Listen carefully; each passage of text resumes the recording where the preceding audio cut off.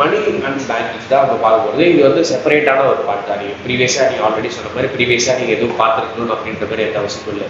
General knowledge sense இருந்தாலே போதும், அதை வச்சு நம்ம டெவலப் பண்ணிக்கலாம். ஓகேவா? ரைட். ஃபர்ஸ்ட் நம்ம என்னென்ன இதில் கவர் பண்ண போகிறோம் அப்படின்றது பார்த்துருவோம். அது மணி, அதோடைய டைப்ஸ் நீங்கள் அதில் இருக்கு ஃபாலோ பண்ணாமல் பண்ணிக்கலாம், உங்களோட கன்வீனியன்ஸ் இருக்க மாதிரி. Money and types, and then பேங்க்கோடைய ஃபங்க்ஷன்ஸ். பேங்க் என்னென்ன பேங்க் இருக்குது, என்னென்ன அது எல்லாம் பண்ணும், அதோட ரோல்ஸ் என்ன அப்படின்றதுலாம் நம்ம பார்ப்போம். பேங்கிங் ஸ்ட்ரக்சர் இன் இந்தியாவில் பேங்கிங் ஸ்ட்ரக்சர் எப்படி இருக்குது, அதாவது ஒரு சென்ட்ரல் பேங்க்னு ஒன்று இருக்கும். அந்த சென்ட்ரல் பேங்க்கு கீழே நிறைய பேங்க்ஸ் இருக்கும். அதுக்கப்புறம் சென்ட்ரல் பேங்க்கு கீழே சில ஸ்பெஷல் பேங்க்லாம் இருக்கும். இந்த பேங்க்லாம் எதுக்கு இருக்குது, இந்த ஜென்ரலாக மெயின் ஸ்ட்ரீம் பேங்க்ஸ்லாம் என்ன பண்ணுது இந்த சிஸ்டமில், எப்படி இவங்க எல்லாம் ஒன்னோட ஒன்று ஒர்க் பண்ணுறாங்க அப்படின்றது தான் அந்த பேங்கிங் ஸ்ட்ரக்சர். தென் ஆர்பிஐ தான் இந்த சென்ட்ரல் பேங்க்னு சொல்றோம் இல்லையா. சென்ட்ரல் பேங்க் தான் எல்லாத்துக்கும் மேலே இருக்கிற ஒரு டாப் ஏபெக்ஸ் பாடி. அவங்க தான் எல்லாத்துக்கும் டைரக்ஷன் கொடுக்குறாங்க. அவங்க தான் வந்து பின்னாடி இருக்கிற டைரக்டர் மாதிரி. ஒரு படம் எடுத்தீங்கன்னா டைரக்டர், மியூசிக் கம்போசர், அந்த மாதிரி நிறைய பார்ட்ஸ் இருக்குல்ல. அதில் மூலதனமான யார் இருப்பா, டைரக்டர் தான் இருப்பாரு இல்லையா. அவர் சொன்னதான் சினிமாட்டோகிராஃபி, அவர் சொல்றதுதான் மியூசிக், அவர் சொல்றதான் ஆர்ட், எல்லாரும் ஒரு சேர்ந்து ஒர்க் பண்ணுவாங்க. அந்த மாதிரி பேசிக்கா யார் இருக்கு எல்லாத்துக்கும் பின்னணியில் இருக்கா, பேங்க் தான் இருக்கான்னு பார்த்தா ஆர்பிஐ தான். அவங்க தான் பிரெயின் எல்லாத்துக்கும். இஷ்யூ ஆஃப் பேங்க் மர்ஜர்ஸ், சில பேங்க் மர்ஜர்ஸ்லாம் நடந்துச்சு, நேஷனலைசேஷன் நடந்துச்சு, பேங்க் மர்ஜர்லாம் நடந்துச்சு. அதெல்லாம் எப்படி நடந்துச்சுன்னு பார்ப்போம். Then lending rate regimes. Lending ரேட்னா பேங்க் வந்து சில கடன் கொடுக்கும் சில பேங்க்கு, அதே மாதிரி கடன் வாங்கவும் செய்யும். அதெல்லாம் எப்படின்றது பார்ப்போம். இது வந்து மானிட்டரி பாலிசியில பார்ப்போம், லேட்டராக தான் பார்ப்போம். பேசல் நார்ம்ஸ் இருக்கு. இப்போ இன்டர்நேஷனல் ஸ்டாண்டர்ட் படி பேங்க்ஸ்லாம் இந்த சிஸ்டமை ஃபாலோ பண்ணணும் அப்படின்னு சில நார்ம்ஸ் எல்லாம் இருக்கு.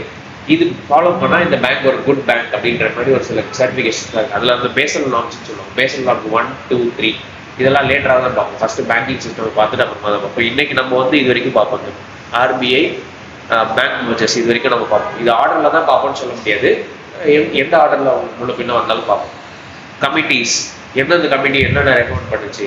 இப்போ இந்த பேங்கிங் கமிட்டி இந்த மாதிரி ஒரு பேங்க் நம்ம இந்தியாவுக்கு தேவை அப்படின்னு சொல்லி ஒரு கமிட்டி ரெக்கமெண்ட் பண்ணியிருக்கோம். அந்த கமிட்டியை பற்றி பார்ப்போம். தென் கமிட்டிஸ்லேயே ஸ்பெஷலாக சில விஷயம் நடந்துச்சு. எக்ஸாம்பிள் நரசிம்மன் கமிட்டி, இம்பார்ட்டண்டான கமிட்டி. அவங்க வந்து சில பேங்க் ரிஃபார்ம்ஸ் கொண்டு வந்தாங்க 1991 அப்புறம். அதோட இது வந்து லேட்டராக தான் ஃபர்ஸ்ட் இதெல்லாம் பார்த்துட்டு தான் அப்புறம் லேட்டராக பார்ப்போம். என்பிஏனா என்னது, எப்படி ஒரு லோன் வந்து என்பிஏவா மாறுது. என்பிஏனா நான் பர்ஃபார்மிங் அசெட்னு சொல்லுவாங்க. 90 நாளுக்கு கடன் வட்டி கொடுக்காம நீங்கள் இருந்துட்டீங்க அப்படின்னா, கடனில் திரும்ப கொடுக்காம இருந்தீங்கன்னா என்பிஏ ஆகிடும். உங்களோட லோன் வந்து என்பிஏ போட்டுருவாங்க. ஸோ அதெல்லாம் எப்படி நடக்குது. டிஃப்ரென்ஷியேட்டட் பேங்க்ஸ், நான் சொன்னேன் இல்லையா, சில டைப்ஸ் ஆஃப் பேங்க்ஸ் இருக்குன்னு. இது அந்த டைப்ஸ்லையுமே வந்து ஸ்பெஷலாக சில பேங்க்ஸ்லாம் வந்து payment banks, small finance banks, அதெல்லாம் வந்து இப்போ ரீசெண்டாக வந்தது தான். ஸோ இதோடைய டெவலப்மெண்ட்ஸ்லாம் எப்படி இருக்குது அப்படின்றத நம்ம பார்ப்போம். தென் லேட்டராக வந்து ப்ரீவியஸ் இயர் கொஸ்டின்ஸ்லாம் நம்ம அனலைஸ் பண்ணி பார்ப்போம். எப்படி கேட்குறாங்க, உங்களுக்கு எப்படி அதை ஆன்சர் பண்ணுறது டாபிக்லாம். ஓகேவா? ரைட், இது get started. First money and பேங்கிங்ல மணினா அப்படின்றது என்னன்னு புரிஞ்சுக்கணும். இந்த மணின்ற கான்செப்ட் எப்படி உருவாச்சு அப்படின்றது நீங்கள் புரிஞ்சுக்கணும். ஓகேவா?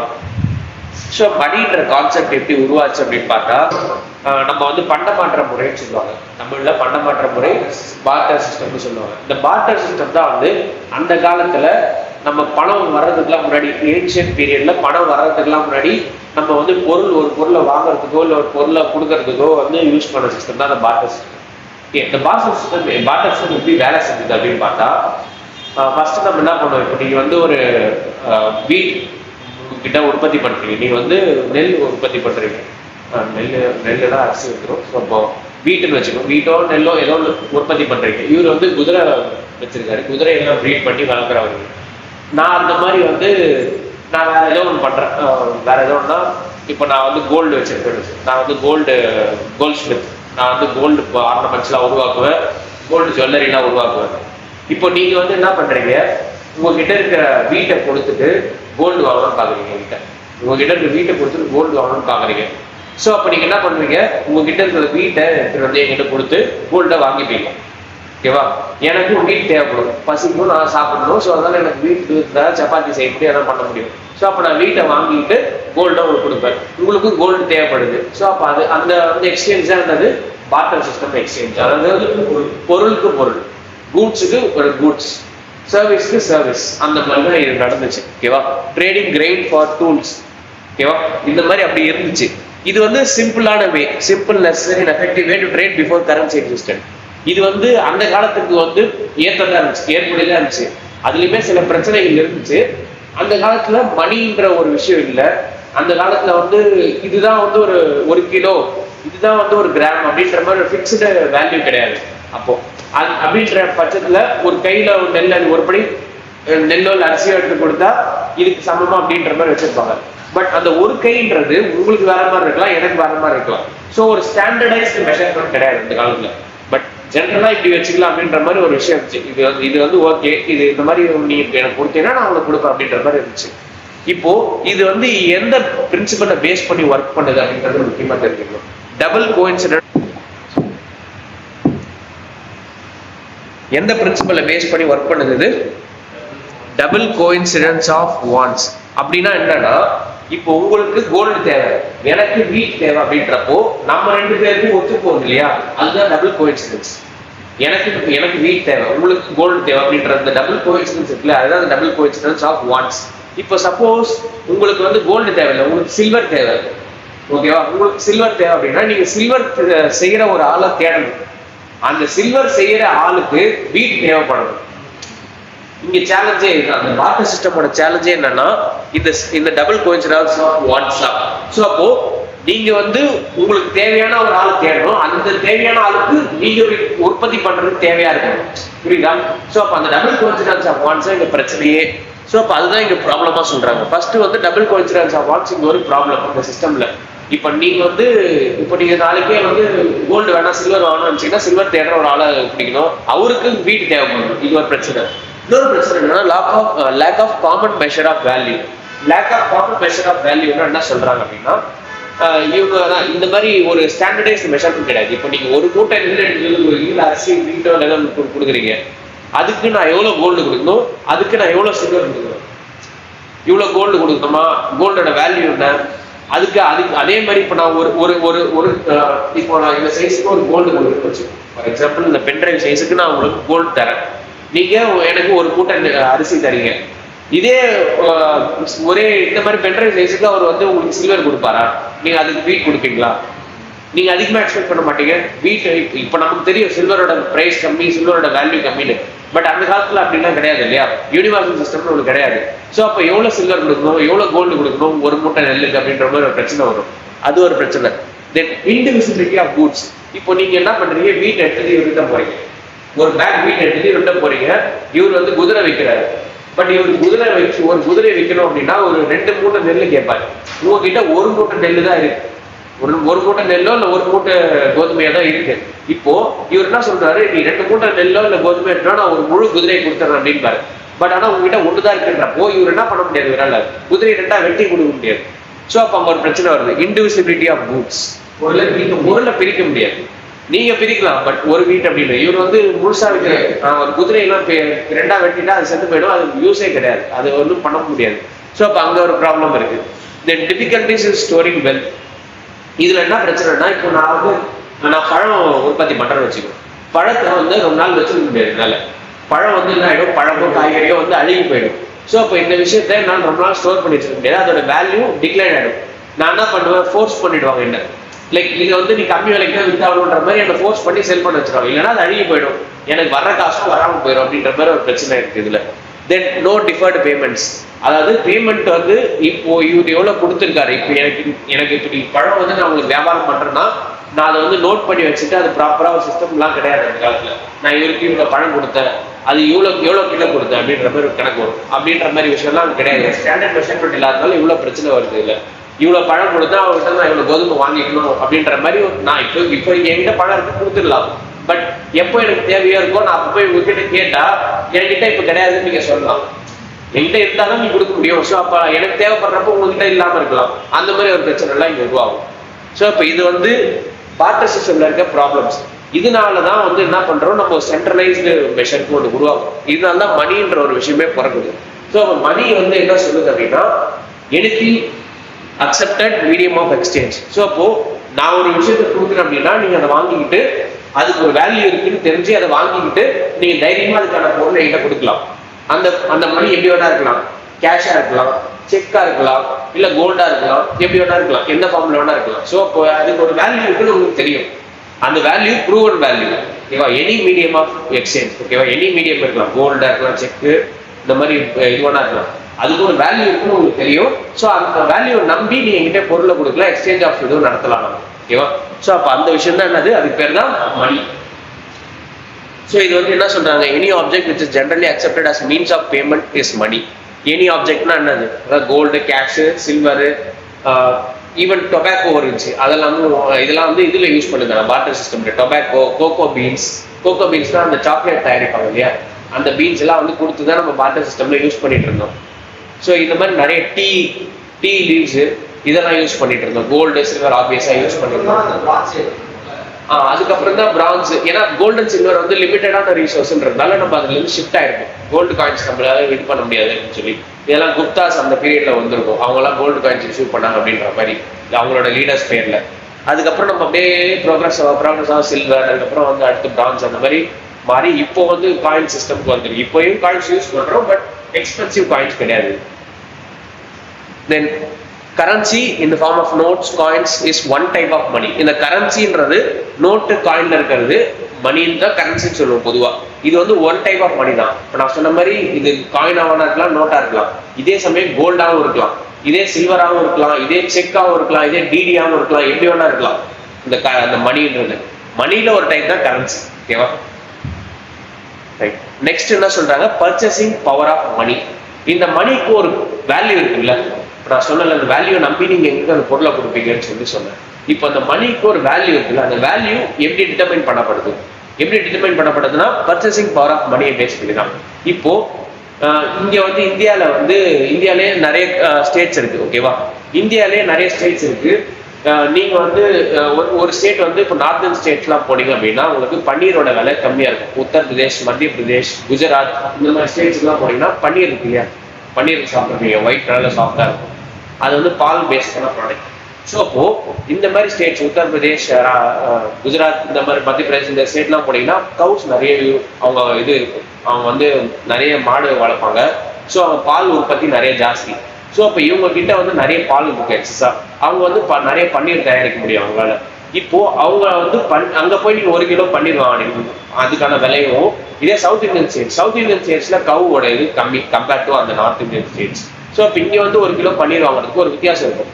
அங்க வந்து நீங்க 200 ரூபாய் ஒரு கிலோ, இல்ல 300 ரூபாய் ஒரு கிலோன்னு கொடுத்து வாங்கிடலாம். ஆனா இங்க வந்து 400 ரூபாய் இல்ல 500 ரூபாய் கொடுத்து வாங்குற மாதிரி இருக்கும். இப்போ இங்க ஒரே இதுலதான் இருக்கும், நம்ம ஒரே கண்ட்ரில தான் இருக்கும். பட் இங்கே ஸ்டேட் டு ஸ்டேட் வந்து வித்தியாசப்படுது இல்லையா அந்த purchasing power of money. So அப்போ அங்க வந்து 200 ரூபாய்க்கான வேல்யூ உங்களுக்கு 1 கிலோ கொடுக்கும். பட் இங்க 500 ரூபாய் கொடுத்தாதான் எனக்கு 1 கிலோ கிடைக்கும்ன்ற மாதிரி சுச்சுவேஷன் வருது. ஸோ அப்போ அது என்னன்னு சொல்றாங்க, டொமஸ்டிக் பர்ச்சேசிங் பவர்னு சொல்றாங்க. வித்தின் ஒரு கண்ட்ரி பிட்வீன் டெரிட்டரிஸ் அங்கேயே உங்களுக்கு பணத்தோட வேல்யூ மாறுபடுது. அதுக்கு காரணம் நிறைய காரணமா இருக்கலாம். அந்த மாதிரி உற்பத்தி ஒரு காரணமா இருக்கலாம், இல்ல லேபர் பார்ட்டிசிபேஷன் ஒரு காரணமா இருக்கலாம். அதெல்லாம் வந்து ஃபேக்டர்ஸ்ல வரும். ஸோ அது வந்து எதை இன்ஃப்ளூயன்ஸ் பண்ணுது, மணியோட வேல்யூ இன்ஃப்ளூயன்ஸ் பண்ணுது. அதுதான் பர்ச்சேசிங் பவர் ஆஃப் மணி. இப்போ இங்க வந்து நம்ம சென்னையில வந்து கோஸ்டல் ரீஜன் மீன் நிறைய ஈஸியா கிடைச்சிடும். அங்க வந்து ரிவர் மீன் தான் கிடைக்கும் உங்களுக்கு, ரொம்ப ரேட். ஸோ இப்போ இந்த மாதிரி வந்து ஒரு ரூட்ஸுக்கு ஏற்ற மாதிரி உங்களுக்கு பிரைஸோட வேல்யூ மாறுபடுது. அதே மாதிரி இன்டர்நேஷனல் பர்ச்சேசிங் பவர்னா பிட்வீன் கண்ட்ரிஸ். இப்போ சைனாக்கு போனீங்க அப்படின்னா இதே போன் நீங்க கம்மி விலைக்கு வாங்க முடியும். ஆனா இந்தியாவுக்கு வந்தீங்கன்னா கொஞ்சம் விலை ஜாஸ்தி. ஏன்னா இங்க வந்து டாக்ஸேஷன் ஒரு ப்ராப்ளம். இப்போ நான் பர்ச்சேசிங் பவர் பேரிட்டில வந்து ப்ரொடக்ஷன் ஒன்று சொல்லலாம் இல்லையா, ப்ரொடக்ஷன் இங்க வந்து கம்மியா இருக்கும், மில்கோட ப்ரொடக்ஷன். அந்த மாதிரி வந்து டாக்ஸேஷன் ஒரு காம்ப்ளிகேஷன். அங்க டாக்ஸ் கம்மியா போடலாம், இங்க டாக்ஸ் அதிகமா போடலாம். ஸோ அதனால இங்க இன்க்ரீஸ் ஆகலாம். அதே மாதிரி அங்க இருக்கிற ஃபெசிலிட்டி, ப்ரொடக்ஷன் கெப்பாசிட்டி இருக்கு. ஸோ அங்க வந்து அதுக்கான டெக்னாலஜி, பெட்டர் டெக்னாலஜி இருக்கு. ஸோ அவங்க வந்து நிறைய உற்பத்தி பண்றதுக்கு அதனால கேப்பபிலிட்டி அவங்க கிட்ட இருக்கு. ஸோ அதுவுமே இன்ஃப்ளூயன்ஸ் பண்ணலாம். இங்க யூஎஸ் போனீங்கன்னா வந்து இன்னும் அதிகமா இருக்கும். ஓகேவா, ஸோ இப்போ அங்க வந்து இது ஒரு பெஸ்ட் எக்ஸாம்பிள். நீங்க அங்க வந்து 5 லட்சம் சம்பாதிக்கிறவங்க ஒருத்தர் பார்ப்பீங்க, அவன் இப்போ யூஎஸ் போய் 5 லட்சம் தான் சம்பாதிக்கிறான் மாசம், நீங்க வந்து 1 லட்சம் தான் சம்பாதிக்கிறீங்க அப்படின்னு சொல்லுவாங்க. ஆனா அவன் 5 லட்சம் சம்பாதிச்சு 1 லட்ச ரூபா வாடகை கொடுத்து, அவன் டிராவலுக்கு 1 லட்சம் செலவு பண்ணி, அவன் சாப்பாட்டுக்கு 1 லட்சம் செலவு பண்ணி, மெடிக்கலுக்கு ஒரு 50,000 1 லட்சம் செலவு பண்ணுவான். இந்த மாதிரி மாசம் அவனுக்கு இந்த மாதிரி செலவெல்லாம் போயிடும். அவன் கையில நிற்கிறது ஒரு 1 லட்சமோ இல்ல 50,000 இருக்கும் கையில இருக்கிறது, சேவிங்ஸோ இல்லை மற்ற எல்லாம் செலவு போக. பட் ஆனா இங்க நீங்க 1 லட்சம் சம்பாதிச்சீங்கன்னா உங்களுக்கு வாடகை 15,000 இருந்து 20,000 தான் வரப்போகுது. சாப்பாட்டுக்கு ஒரு 10,000 செலவு பண்ணுவீங்க. மற்ற இந்த எலக்ட்ரிசிட்டி ஃபார்மசி பில்லு துணிமணி அதுக்கு எல்லாரும் ஒரு 15,000 செலவு பண்ணுவீங்க இல்லையா? ஸோ மொத்தமாக ஒரு 50,000 செலவு வச்சுங்க. உங்ககிட்ட எவ்வளவு மிச்சம் இருக்கு? 50,000 இருக்கு. அவன் கிட்ட எவ்வளவு இருக்கு? 1 லட்சம் இருக்கு. அவன் 5 லட்சத்துக்கு 1 லட்சம் தான் அவனால சேவ் பண்ண முடியும். ஆனா நீங்க 50,000 1 லட்சத்துக்கு 50,000 சேவ் பண்ண முடியும். ஸோ அப்ப யாருக்கு பர்ச்சேசிங் பவர் ஜாஸ்தி? உங்களுக்கு தான். நீங்க இந்தியால இருந்து 1 லட்சம் நீங்க சம்பாரிச்சீங்கனாலோ அங்க இருந்து 5 லட்சத்துல இருந்து சம்பாரிச்சாலும் உங்களுக்கு தான் பர்ச்சேசிங் பவர் ஜாஸ்தி. புரியுதா? ஸோ அப்ப இங்க இருக்க அந்த 1 லட்சம் தான் உங்களுக்கு வேல்யூ ஜாஸ்தி. இங்க இருக்க அந்த 1 லட்சத்துக்கு நீங்க பெட்டர் குவாலிட்டி ஆஃப் லைஃப் நீங்க பர்சீவ் பண்ண முடியும். இந்தியாவில பணக்காரனா தான் உங்களுக்கு பெஸ்ட். ஃபாரின்ல போய் பணக்காரனா எல்லாரும் உங்க வந்து ஓகே பணக்காரனா நீ ஒரு பணக்காரன் அதுல 10ல 1னா நீங்க இருப்பீங்க. ஆனா இங்க அப்படி கிடையாது. நீங்க பணக்காரனா உங்களுக்கு எல்லா வசதி சகலமும் கிடைக்கும், கம்மி விலைக்கே கிடைக்கும் இந்தியாவில பொறுத்த வரைக்கும். ஸோ அதுதான் அந்த purchasing power of parity. Purchasing power பேரிட்டின்னு ஒரு விஷயம் தான் இதை டிசைட் பண்ணுது. ஓகேவா? ஸோ இப்போ பிபிபி இது எதுக்கு use similar basket of goods and services. So இப்போ food, housing, clothes in different countries usually express in common currency like the US dollar. இது ரொம்ப முக்கியம். ஏன்னா எல்லாத்தையும் வந்து US டாலருக்கு ஏற்ற மாதிரி தான் நம்ம அகைன்ஸ்டாக தான் பெக் பண்ணுவோம். இப்போ அங்கே ஒரு டாலரோட மதிப்பு இங்கே எவ்வளோ? 86 ரூபாயிலேருந்து 87 ரூபாய், 90 ரூபாய் தொட்டுருச்சு. ஸோ இந்த மாதிரி ஒரு வேல்யூ இருக்கு இல்லையா? இந்த வேல்யூ ஏன் கம்பேர் பண்ணுறோம் அப்படின்னா அங்கே வந்து இட்ஸ் மோர் எக்ஸ்பென்சிவ். அங்கே நீங்கள் வந்து ஒரு மீலுக்கு செலவு பண்ணுறதே வந்து $40 $50 நீங்கள் மீலுக்கு செலவு பண்ணிக்கலாம். அந்த $50 நீங்கள் கனெக்ட் பண்ணி பார்த்தீங்கன்னா எவ்வளோ? 4,500 ரூபாய் வரும் ஒரு மீலுக்கு ஒருத்தருக்கு. அதே 4,500 ரூபாய்க்கு நீங்க வந்து ஒரு ஃபேமிலியே நல்லா சாப்பிடலாம். நல்லா ஒரு ஹோட்டல் போனீங்கன்னா இதப்பா சாப்பிடலாம், என்னோட சாப்பிடலாம் அப்படின்ற மாதிரி. ஸோ இப்போ இங்கே வந்து ஏன் இந்த மாதிரி இருக்கு அப்படின்னா காரணம் பர்ச்சேசிங் பவர் பேரிட்டி தான். US டாலரோட மதிப்பு ஜாஸ்தி, நம்மளோட மதிப்பு கம்மி. அதனால நம்மளால இன்ஃப்ளேஷன் மட்டும் கிடையாது, நம்மளோட எக்கனாமிக் பாலிசிஸ், நம்மளுடைய கோல்டு ரிசர்வ்ஸ், நம்மளுடைய ஃபாரின் எக்ஸ்சேஞ்ச் ரிசர்வ்ஸ் இது எல்லாத்தையும் டிபெண்ட் பண்ணதான். ஸோ ஒரு ஃபேக்டர் மட்டும் கிடையாது, எக்கனாமிக் ஃபேக்டர்ஸ் நிறைய ஃபேக்டர். இது நம்ம அப்படியே ப்ராக்ரஸாக உங்களுக்கே புரியாது கொஞ்சம். ஸோ இப்போ இந்த US டாலருக்கு அகேன்ஸ்டாக பெக் பண்ணுறதுக்கு காரணம் அது வந்து ஒரு சென்ட்ரல் கரன்சியாக நம்ம வந்து 1971 நிக்சன் பிரசிடென்ட்டாக இருக்கும்போது அதை யூஸ் பண்ணிட்டாங்க. அது நான் சொல்கிறேன், அந்த கதையை இது வரும்போது சொல்கிறேன். இப்போ இந்த பிபிபி வந்து எதுக்கு கம்பேர் பண்றாங்க அப்படின்னு எப்படி கம்பேர் பண்றாங்கன்னா adjust for this price differences so we can see who is actually richer in terms of lifestyle, not just paper money. So இப்போ யார் வந்து ஒரு நல்ல வளமுள்ள நாடு அப்படின்றத டிட்டர்மைன் பண்றதுக்காக யூஸ் பண்ணுறாங்க. US, UK இவங்களோட மதிப்பெல்லாம் ஜாஸ்தி, டாலர் மதிப்பெல்லாம் ஜாஸ்தி. இது வந்து எதுக்கு பயன்படுத்துறாங்கன்னா மோஸ்டா வந்து ஜிடிபி கம்பேரிசன். ஸோ ஒரு நாட்டுக்கும் மெஷர் பண்ணி பார்க்கணும் இல்லையா, போட்டி போட்டு பார்க்கணும். என் நாடு பெருசா இல்லை ஒரு நாடு பெருசா அப்படின்றத போட்டி போட்டு பார்க்கணும்னா ஜென்ரலா என்ன மெஷர் எடுத்துப்பாங்கன்னா ஜிடிபி தான் எடுத்துப்பாங்க. யாரோட ஜிடிபி ஜாஸ்தியோ அவங்க தான் வந்து வளர்ற நாடா இல்லை வளர்ந்த நாடா அப்படின்றது தெரியும். ஸோ இப்போ இங்கே நம்மளோட நாட்டை வந்து US கண்ட்ரிஸ் நம்ம கம்பேர் பண்ணோம்னா நம்மளோட ஜிடிபி அவங்களோட ஜிடிபி கம்பேர் பண்ணுறோம். இப்போ நம்மளோட ஜிடிபியும் அவங்களோட ஜிடிபியும் கம்பேர் பண்ணுறது எப்படி பண்ணுறோம்னா இந்த பிபிபி யூஸ் பண்ணி இந்த purchasing power parity. One of the factors, ஜிடிபிக்கு ஒன் ஆஃப் த ஃபேக்டர்ஸ் வந்து இந்த purchasing power parity. Then standard of living, யார் வந்து பெட்டர் ஸ்டாண்டர்ட் ஆஃப் லிவிங் இருக்கு, யாருக்கு வந்து பெட்டர் ஃபெசிலிட்டி இருக்கு, யாருக்கு நல்ல ஹெல்த் கேர் இருக்கு, நல்ல கிளீன் ஹைஜீன் கண்ட்ரி, அந்த மாதிரி ப்ராக்டிசஸ்லாம் யார் ஃபாலோ பண்றா, யாருக்கு நல்ல ஃபெசிலிட்டி இருக்கு, இன்ஃப்ராஸ்ட்ரக்சர் யார் கண்ட்ரியில நல்லா இருக்கு அப்படின்றது எல்லாத்தையும் டிட்டர்மின் பண்றது இந்த பிபிபி யூஸ் பண்ணி கம்பேர் பண்ணி பார்க்குறாங்க. ஸோ இப்போ உங்களுக்கு வந்து ஒரு வீடு கட்டுறதுக்கு எவ்வளோ செலவாகும்? உங்களுக்கு ஒரு வீடு கட்டுறது 30 lakhs to 50 lakhs ஆகும்னா அங்கே வந்து crores செலவாகும் வீடு, சிம்பிளாக ஒரு வீடு கட்டுறதுக்கு. ஸோ இப்போ எது பெட்டர் அப்படின்றத கம்பேர் பண்ணி பார்க்கறதுன்றது தான் இந்த மெஷர்மெண்ட்லாம் யூஸ் பண்ணுறாங்க, பர்ச்சேசிங் பவர் பேரிட்டி. ரைட். இப்போ முக்கியமான கட்டத்துக்கு வந்து டைப்ஸ் ஆஃப் மணி. இந்த மணியை பல விதப்படும். ஓகேவா? மணி பல விதப்படும். மணின்றது என்னது? ஒரு மீடியம் ஆஃப் எக்ஸ்சேஞ்ச், அவ்வளோதான். Medium of exchange accepted as payment.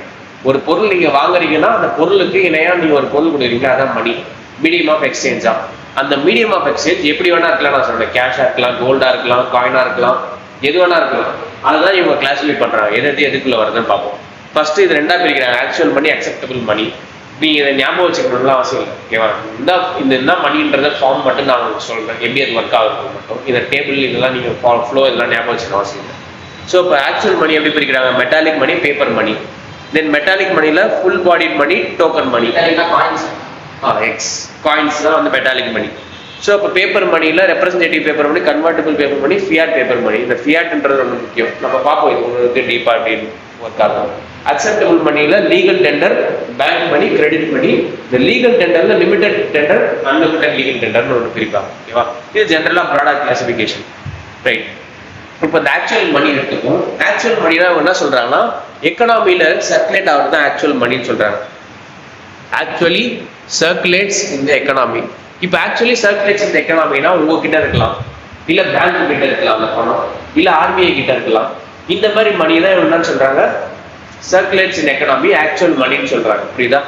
So அப்போ இது வந்து எதுக்கு யூஸ் பண்றாங்க? All payments are made and general purchasing power is held as a medium of exchange. இதெல்லாம் எதுக்கு யூஸ் பண்றோம்? உங்ககிட்ட இருக்க மணி, பேங்க் கிட்ட இருக்க மணி, ஆர்பிஐ கிட்ட இருக்க மணினா ஏதோ ஒரு பொருளை கொடுக்கறதுக்கோ வாங்குறதுக்கோ இல்லை ஏதோ ட்ரேட் பண்றோம்னா அதுக்கு நம்ம பேமெண்டா கொடுக்கறதுக்கோ யூஸ் பண்ற மணி தான் ஆக்சுவல் மணி. இதுதான் வந்து இவங்க ஃபர்ஸ்ட் மெட்டாலிக் மணியா பிரிக்கிறாங்க. நீங்க சொன்ன மாதிரி made of metal such as gold and silver. இதுதான் இங்க முக்கியமான ஃபார்ம். ஓகேவா? இந்த கோல்ட் அண்ட் சில்வர் தான் இந்த மெட்டாலிக் மணின்னு சொல்றாங்க. Coins of all denominations circulate in the economy are examples of metallic money. So coins இருக்கு இல்லையா, எல்லாமே ₹1 காயின், ₹2 காயின், ₹5 காயின், இதுல ₹10 காயின், இது எல்லாமே வந்து மெட்டாலிக் மணி தான். இப்போ இந்த மெட்டாலிக் மணிக்குள்ள 2 செக்மெண்டா பிரிக்கிறாங்க, ஃபுல் பாடிட் மணி, டோக்கன் மணி. இந்த ஃபுல் பாடிட் மணி என்னன்னா சிம்பிளா சொல்லணும்னா கோல்டு இருக்குல்ல, இப்போ கோல்டு காயின் நான் ஒன்று வச்சிருக்கேன், அந்த கோல்டு காயினோட மதிப்பு ₹1000 வச்சுக்கோம். ஓகேவா? அந்த கோல்டு காயினோட மதிப்பு ₹1000. இதே டோக்கன் மணியா வச்சிருக்கேன்னா பேப்பர் நோட் ₹1000 வச்சிருக்கேன். ஓகேவா? பேப்பர் நோட்டு ₹1000 வச்சிருக்கேன். இப்போ அந்த கோல்டு இருக்கு இல்லையா, அந்த கோல்டை நான் உருக்கிட்டேன் அப்படின்னா ஷேப் மாறிடும், பட் வேல்யூ என்ன ஆகும்? Value remains same. அதே கோல்டை நான் வேற ஷேப்புக்கு மாத்தினாலும் அந்த ₹1000 வேல்யூ ₹1000 தான். பட் பேப்பரை கிழிச்சிட்டா அந்த ₹1000 என்ன ஆயிடும்? ஒரு பைசாக்கு ப்ரோசன் எல்லாம் போயிடும். ஸோ அதுதான் வந்து டோக்கன் மணின்னு சொல்றாங்க. ஃபுல் பாடி மணினா அதுக்கான ஈக்குவலண்டா இருக்கிற கோல்டோ இல்ல சில்வரோ இல்ல ஏதோ ஒரு மணி மெட்டல்ல மேக் பண்ண மணி, அதுக்கு வந்து வேல்யூ இருக்கும். It has some certain value. அது நீ வந்து மாறாது அந்த வேல்யூ. அது வந்து மாறணும்னா அந்த மார்க்கெட் ஃபோர்ஸஸ் பேஸ் பண்ணி மாறலாம். கோல்டோட விலை ஏறிச்சுன்னா ஏறும், அது வேற. பட் சிம்பிளா எக்ஸாம்பிள் புரிஞ்சுக்கிறதுக்கு அந்த கோல்டு ஒரு ₹1000 கோல்டு ஈக்குவலண்டா கோல்டு வச்சிருக்கேன் அப்படின்னா அது வந்து சங்கம் எங்கேயுமே தங்கம், சில்வர் தான் அப்படின்ற மாதிரி விஷயம். ஆனா பேப்பர்ல இருக்க மணி கிழிச்சு போட்டீங்கன்னா அதோட மதிப்பு போயிடுச்சு, 0 ஆயிடும். ஓகேவா? ஸோ அப்படி லூஸ் பண்ணாம இருக்க மணி தான் ஃபுல் பாடிட் மணி. தென் இந்த ஆக்சுவல் மணியில 2வது பேப்பர் மணின்னு சொல்றாங்க. அந்த மணி மேட் ஆஃப் பேப்பர் தான் அது பேப்பர் மணி. இப்போ இதுல வந்து சில டைப்ஸ் இருக்கு. Representative paper money, convertible paper money, fiat or inconvertible paper money. So இது ரெண்டும் வந்து சில கன்ஃபியூஷன்ஸ் வரும். இது ரெண்டும் ஒரு தனியா பார்ப்போம், இது தனியா பார்ப்போம். இப்போ இந்த representative paper money, convertible paper money, இது ரெண்டுத்துக்கும் என்ன வித்தியாசம், என்ன ஒற்றுமை அப்படின்னா இது ரெண்டுமே வந்து ஒரு விஷயத்துக்கு இணையா ஒரு சர்டிபிகேட் மாதிரி கொடுக்கறது தான் இந்த representative paper money. For example representative paper money எடுத்துட்டீங்கன்னா இது வந்து 1971 முன்னாடி ரெப்ரசன்டேட்டிவ் பேப்பர் மணி தான் இருந்துச்சு. அதாவது எவ்வளவு கோல்டு இருக்கோ அதுக்கு ஈக்குவலா கரன்சி பிரிண்ட் பண்ணுவாங்க. யூஎஸ் கிட்ட எவ்வளவு கோல்டு இருக்கோ அதுக்கு ஈக்குவலா கரன்சி பிரிண்ட் பண்ணுவாங்க. இப்போ என்கிட்ட வந்து $5000 ஒர்த்தான கோல்டு இருக்கு என்கிட்ட அப்படின்னா $5000 பிரிண்ட் பண்ணுவாங்க கரன்சியா. ஸோ அந்த கரன்சியை மற்ற நாடுகள் யூஸ் பண்ணுவாங்க அந்த கரன்சிக்கு அகேன்ஸ்டா. இப்போ கன்வெர்ட்டிபிள் பேப்பர் மணிக்கு வந்ததுக்கு காரணம், இப்போ நம்ம வந்து கன்வெர்ட்டிபிள் பேப்பர் மணிக்கு வந்துட்டோம். இதுக்கு காரணம் ஏன்னா கோல்டோட ரீசோர்ஸஸ் வந்து ஃபைனைட். கோல்டு வந்து உலகத்துல ஒரு அமௌண்ட் தான் இருக்கும். ஸோ அப்போ அதுக்கேற்ற மாதிரி எவ்வளோ இருக்கோ அது நான் அதுக்கேற்ற மாதிரி நான் பார்த்து அடிச்சுட்டு இருக்க முடியாது நோட்டை. இது வந்து என்ன பிரச்சனை வரும் அப்படின்னா இந்த மாதிரி லிமிடெட் அமௌண்ட் ஆஃப் கேஷ் தான் சர்க்குலேஷன்ல இருக்கும். இந்த மாதிரி ரெப்ரசன்டேட்டிவ் பேப்பர் மணி இருக்கும்போது, அதாவது எவ்வளவு கோல்டு இருக்கோ அதுக்கேற்ற மாதிரி நான் நோட் அடி பண்ணா கம்மியான அமௌண்ட் தான் வெளியே வரும் இல்லையா. எப்போ கோல்டை நான் மைண்ட் பண்றாங்களோ, எப்போ கோல்டை தோண்டி எடுக்கிறாங்களோ அப்போதான் எனக்கு அந்த காசா நான் பிரிண்ட் பண்ண முடியும். அது வரைக்கும் நான் பிரிண்ட் பண்ண முடியாது. பட் ஆனால் கன்வெர்ட்டிபிள் பேப்பர் மணி என்ன பண்ணுவாங்கன்னா கவர்மெண்ட்டை நம்பி, ஒரு ஃபார்ம் ஆஃப் கவர்மெண்ட்டை நம்பி கவர்மெண்டோட டெசிஷன்ஸை பேஸ் பண்ணி நீங்க மணியை பிரிண்ட் பண்ணலாம். ஸோ அதுக்கேற்ற மாதிரி உங்களோட மணி வேல்யூ ஏறலாம் குறையலாம், அது வேற. ஸோ இப்போ அந்த கன்வெர்ட்டிபிள் பேப்பர் கோல்ட் பேக்னா ஒரு அளவு தான் அது கோல்ட் பேக். அதுக்கப்புறம் நம்ம நோட் பிரிண்ட் பண்றது எல்லாமே நம்மளோட பணம் அதுக்கு கீழே போயிடும். கீழே போதும் மேலே போதும். அது வந்து கண்ட்ரியோட இதுவை பேஸ் பண்ணுறது. இன்ஃப்ளேஷன்றது பண வீக்கம், அது வேற, அது கம்ப்ளீட்டா வேற. இன்ஃப்ளேஷன்றது பண வீக்கம், பண வீக்கம்ன்றது தனியா ஒரு பார்ப்போம். நம்ம பணவீக்கம்னா நல்லா சிம்பிளா நிறைய பணம் செலவு பண்ண வேண்டியதா இருக்கு ஒரு பொருள் வாங்கினதுக்கு முன்னாடி விட. இப்ப ₹100 நீங்க முன்னாடி இப்போ அதுதான் வந்து பணவீக்கம். அது வந்து பல விஷயம் அதுல இன்வால்வ் ஆயிருக்கு.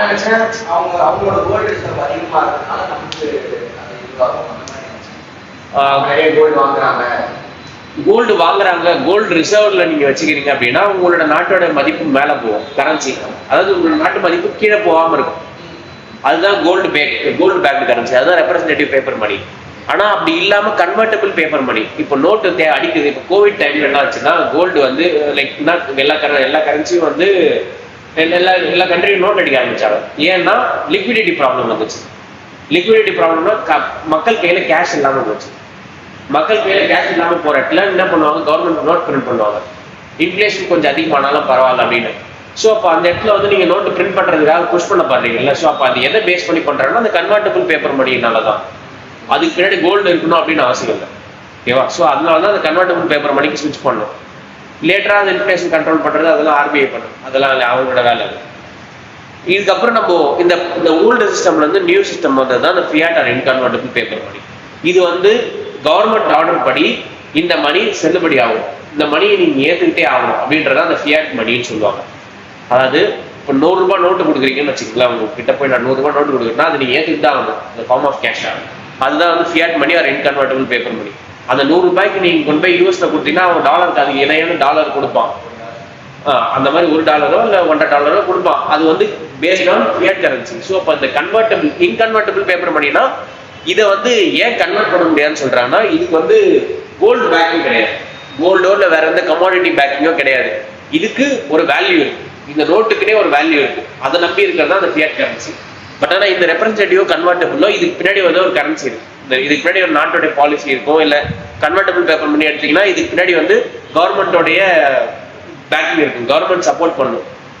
கவர்மெண்ட் என்ன சொல்றது, நீங்க போய் எங்களோட கண்ட்ரியை நம்பி நீங்க இந்த டாலர் வாங்கலாம், நாங்க பிரைஸ் வந்து கிராஷ் ஆகாம பார்த்துப்போம் அப்படின்னு சொல்லுவாங்க. நீங்க US டாலரா நீங்க சேவ் பண்ணி வச்சுக்கலாம். காரணம் நீங்க US நம்புறீங்க அப்படின்னா US டாலரை சேவ் பண்ணி வச்சுக்கிட்டீங்கன்னா அவங்களோட வேல்யூ ஏறும்போது உங்களோட காசு விலை மதிப்பு ஏறும். அதே சமயம் ரெப்ரஸன்டேட்டிவ் பேப்பர் பண்ணி எடுத்துட்டீங்கன்னா கோல்டு விலை ஏறும்போது உங்களோட மதிப்பு விலை ஏறும். ஸோ இது ரெண்டுத்துக்கும் பேக்கிங் இருக்கு உங்களுக்கு. ஆனா ஃபியாட் கரன்சிக்கு பேக்கிங்கே கிடையாது. அந்த நாட்டோட காசு நம்பி மட்டுமே நீங்க இருக்கீங்க. இப்போ இந்தியாவோட காசு 100 ரூபாய் வச்சிருக்கா இந்தியாவோட காசு நாளைக்கு விலை கம்மியாகவும் போகலாம், அதிகமாகவும் போகலாம். அது ஏன் தலையெழுத்து, நான் என்ன பண்ண முடியாது. அதுக்கு முன்னாடி வந்து ஒரு வேல்யூ கிடையாது, ஓகேவா?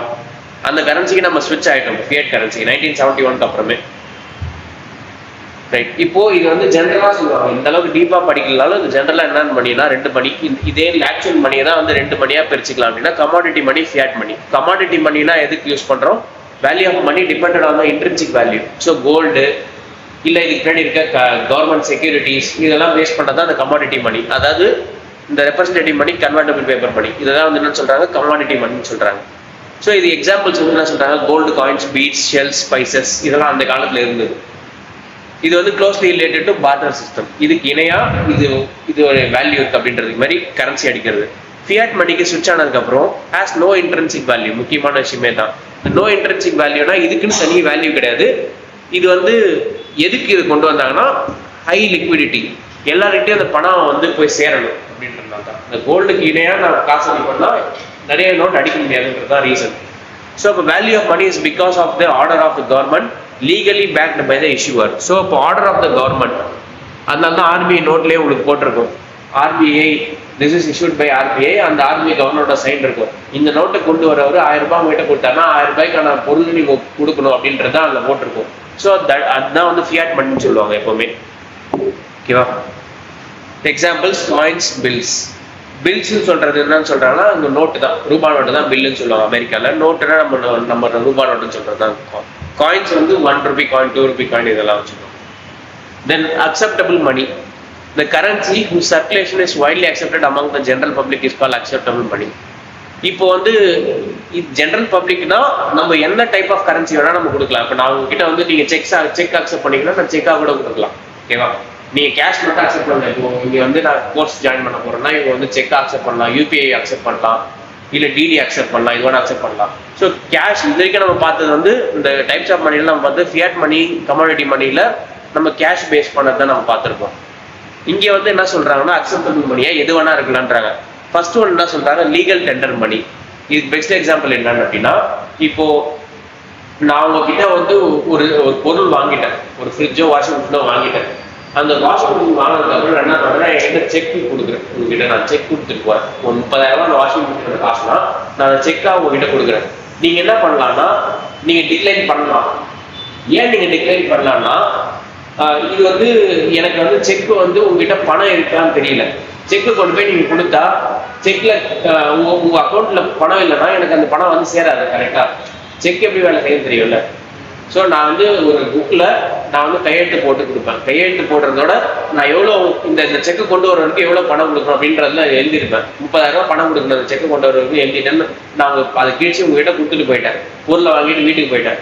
நீங்க என்ன பண்ணீங்க, அந்த செக் எடுத்துட்டு பேங்க்குக்கு போவீங்க. அந்த பேங்க்குக்கு போனீங்கன்னா பேங்கார் என்ன சொல்றேன்னா, இவர் அக்கௌண்ட்ல 30,000 பணமே கிடையாது, உங்ககிட்ட செக் கொடுத்து ஏமாத்திட்டாரு, செக் பவுன்ஸ் ஆயிடும்னு சொல்லிடுவாங்க.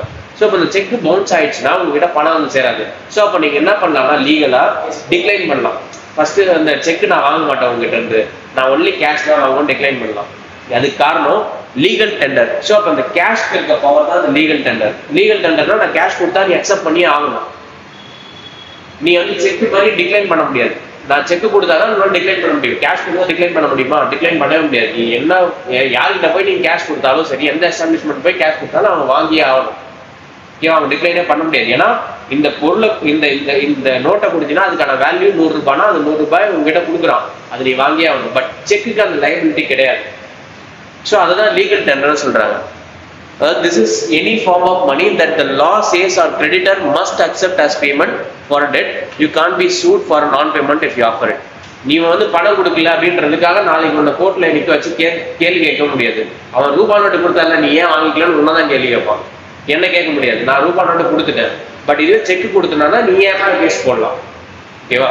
ஸோ அப்போ லீகல் டெண்டர்னா அது அந்த ஃபார்ம் ஆஃப் மணி அக்செப்ட் பண்ணி ஆகணுன்றது தான் லீகல் டெண்டர். இது வந்து limited legal tender, unlimited legal tender ரெண்டுமே சொல்லலாம். லிமிடெட் லீகல் டெண்டர்னா இந்த எக்ஸாம்பிள் நீங்க பார்த்துருப்பீங்க, யூடியூப்ல ஒரு வீடியோ ஒன்று வந்திருக்கும். ஒருத்தர் வந்து கார் வாங்க போயிருக்காரு. அந்த கார் வாங்க போறதுக்கு அவர் என்ன பண்ணுவார்னா ஒரு மூட்டை நிறைய வந்து சில்லறை எடுத்துட்டு போயிருக்காரு. பார்த்துருப்பீங்க. அந்த சில்லறை எல்லாத்தையும் வந்து அவர் ஒரு ரூபாய் சேர்ந்துட்டு போய் அந்த ஒரு 30 லட்ச ரூபாய் காரை வந்து 1 ரூபாய் நோட்டா 1 ரூபாய் காயினா நீங்க கொடுத்து. பட் இங்க வந்து என்ன பண்ணலாம்னா இது வந்து ஒரு ஒரு பர்டிகுலர் அமௌண்ட் தான் வந்து காயினா வாங்கிக்கலாம் அப்படின்ற மாதிரி ஒரு விஷயம் இருக்கு. அதுக்கு மேல நீங்க காயின் கொண்டு போட்டீங்கன்னா டிக்ளைன் பண்ணலாம். அதுதான் limited legal tender. So limited legal tender படி நீங்க காயின்ஸ் இந்த மாதிரி விஷயத்தெல்லாம் வந்து இவ்வளவுதான் நான் காயின்ஸா வாங்கிப்பேன், இதுக்கு மேல போச்சுன்னா நீ எனக்கு கேஷாவோ இல்லை வேற ஃபார்ம் ஆஃப் பேமெண்டா கொடுக்கணும் அப்படின்றதான் லிமிடெட் லீகல் டெண்டர். இது அன்லிமிடெட் லீகல் டெண்டர்னா எவ்வளவு வேணா வாங்கிக்கலாம். இப்போ ரூபாய் நோட்டு கொண்டு போனீங்கன்னா எவ்வளவு வேணா வாங்கிக்கலாம்னு சொல்லலாம், இல்லை நீங்க எவ்வளவு வேணா செக்கா கொடுக்கலாம்னு சொல்லலாம்.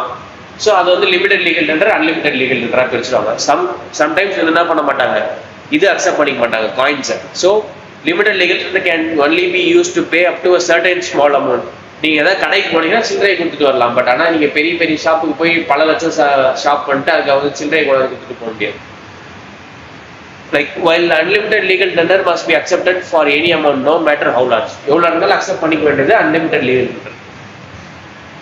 தென் இந்த அக்செப்டபிள் மணியில பேங்க் மணின்னு ஒரு சிஸ்டம் இருக்கு.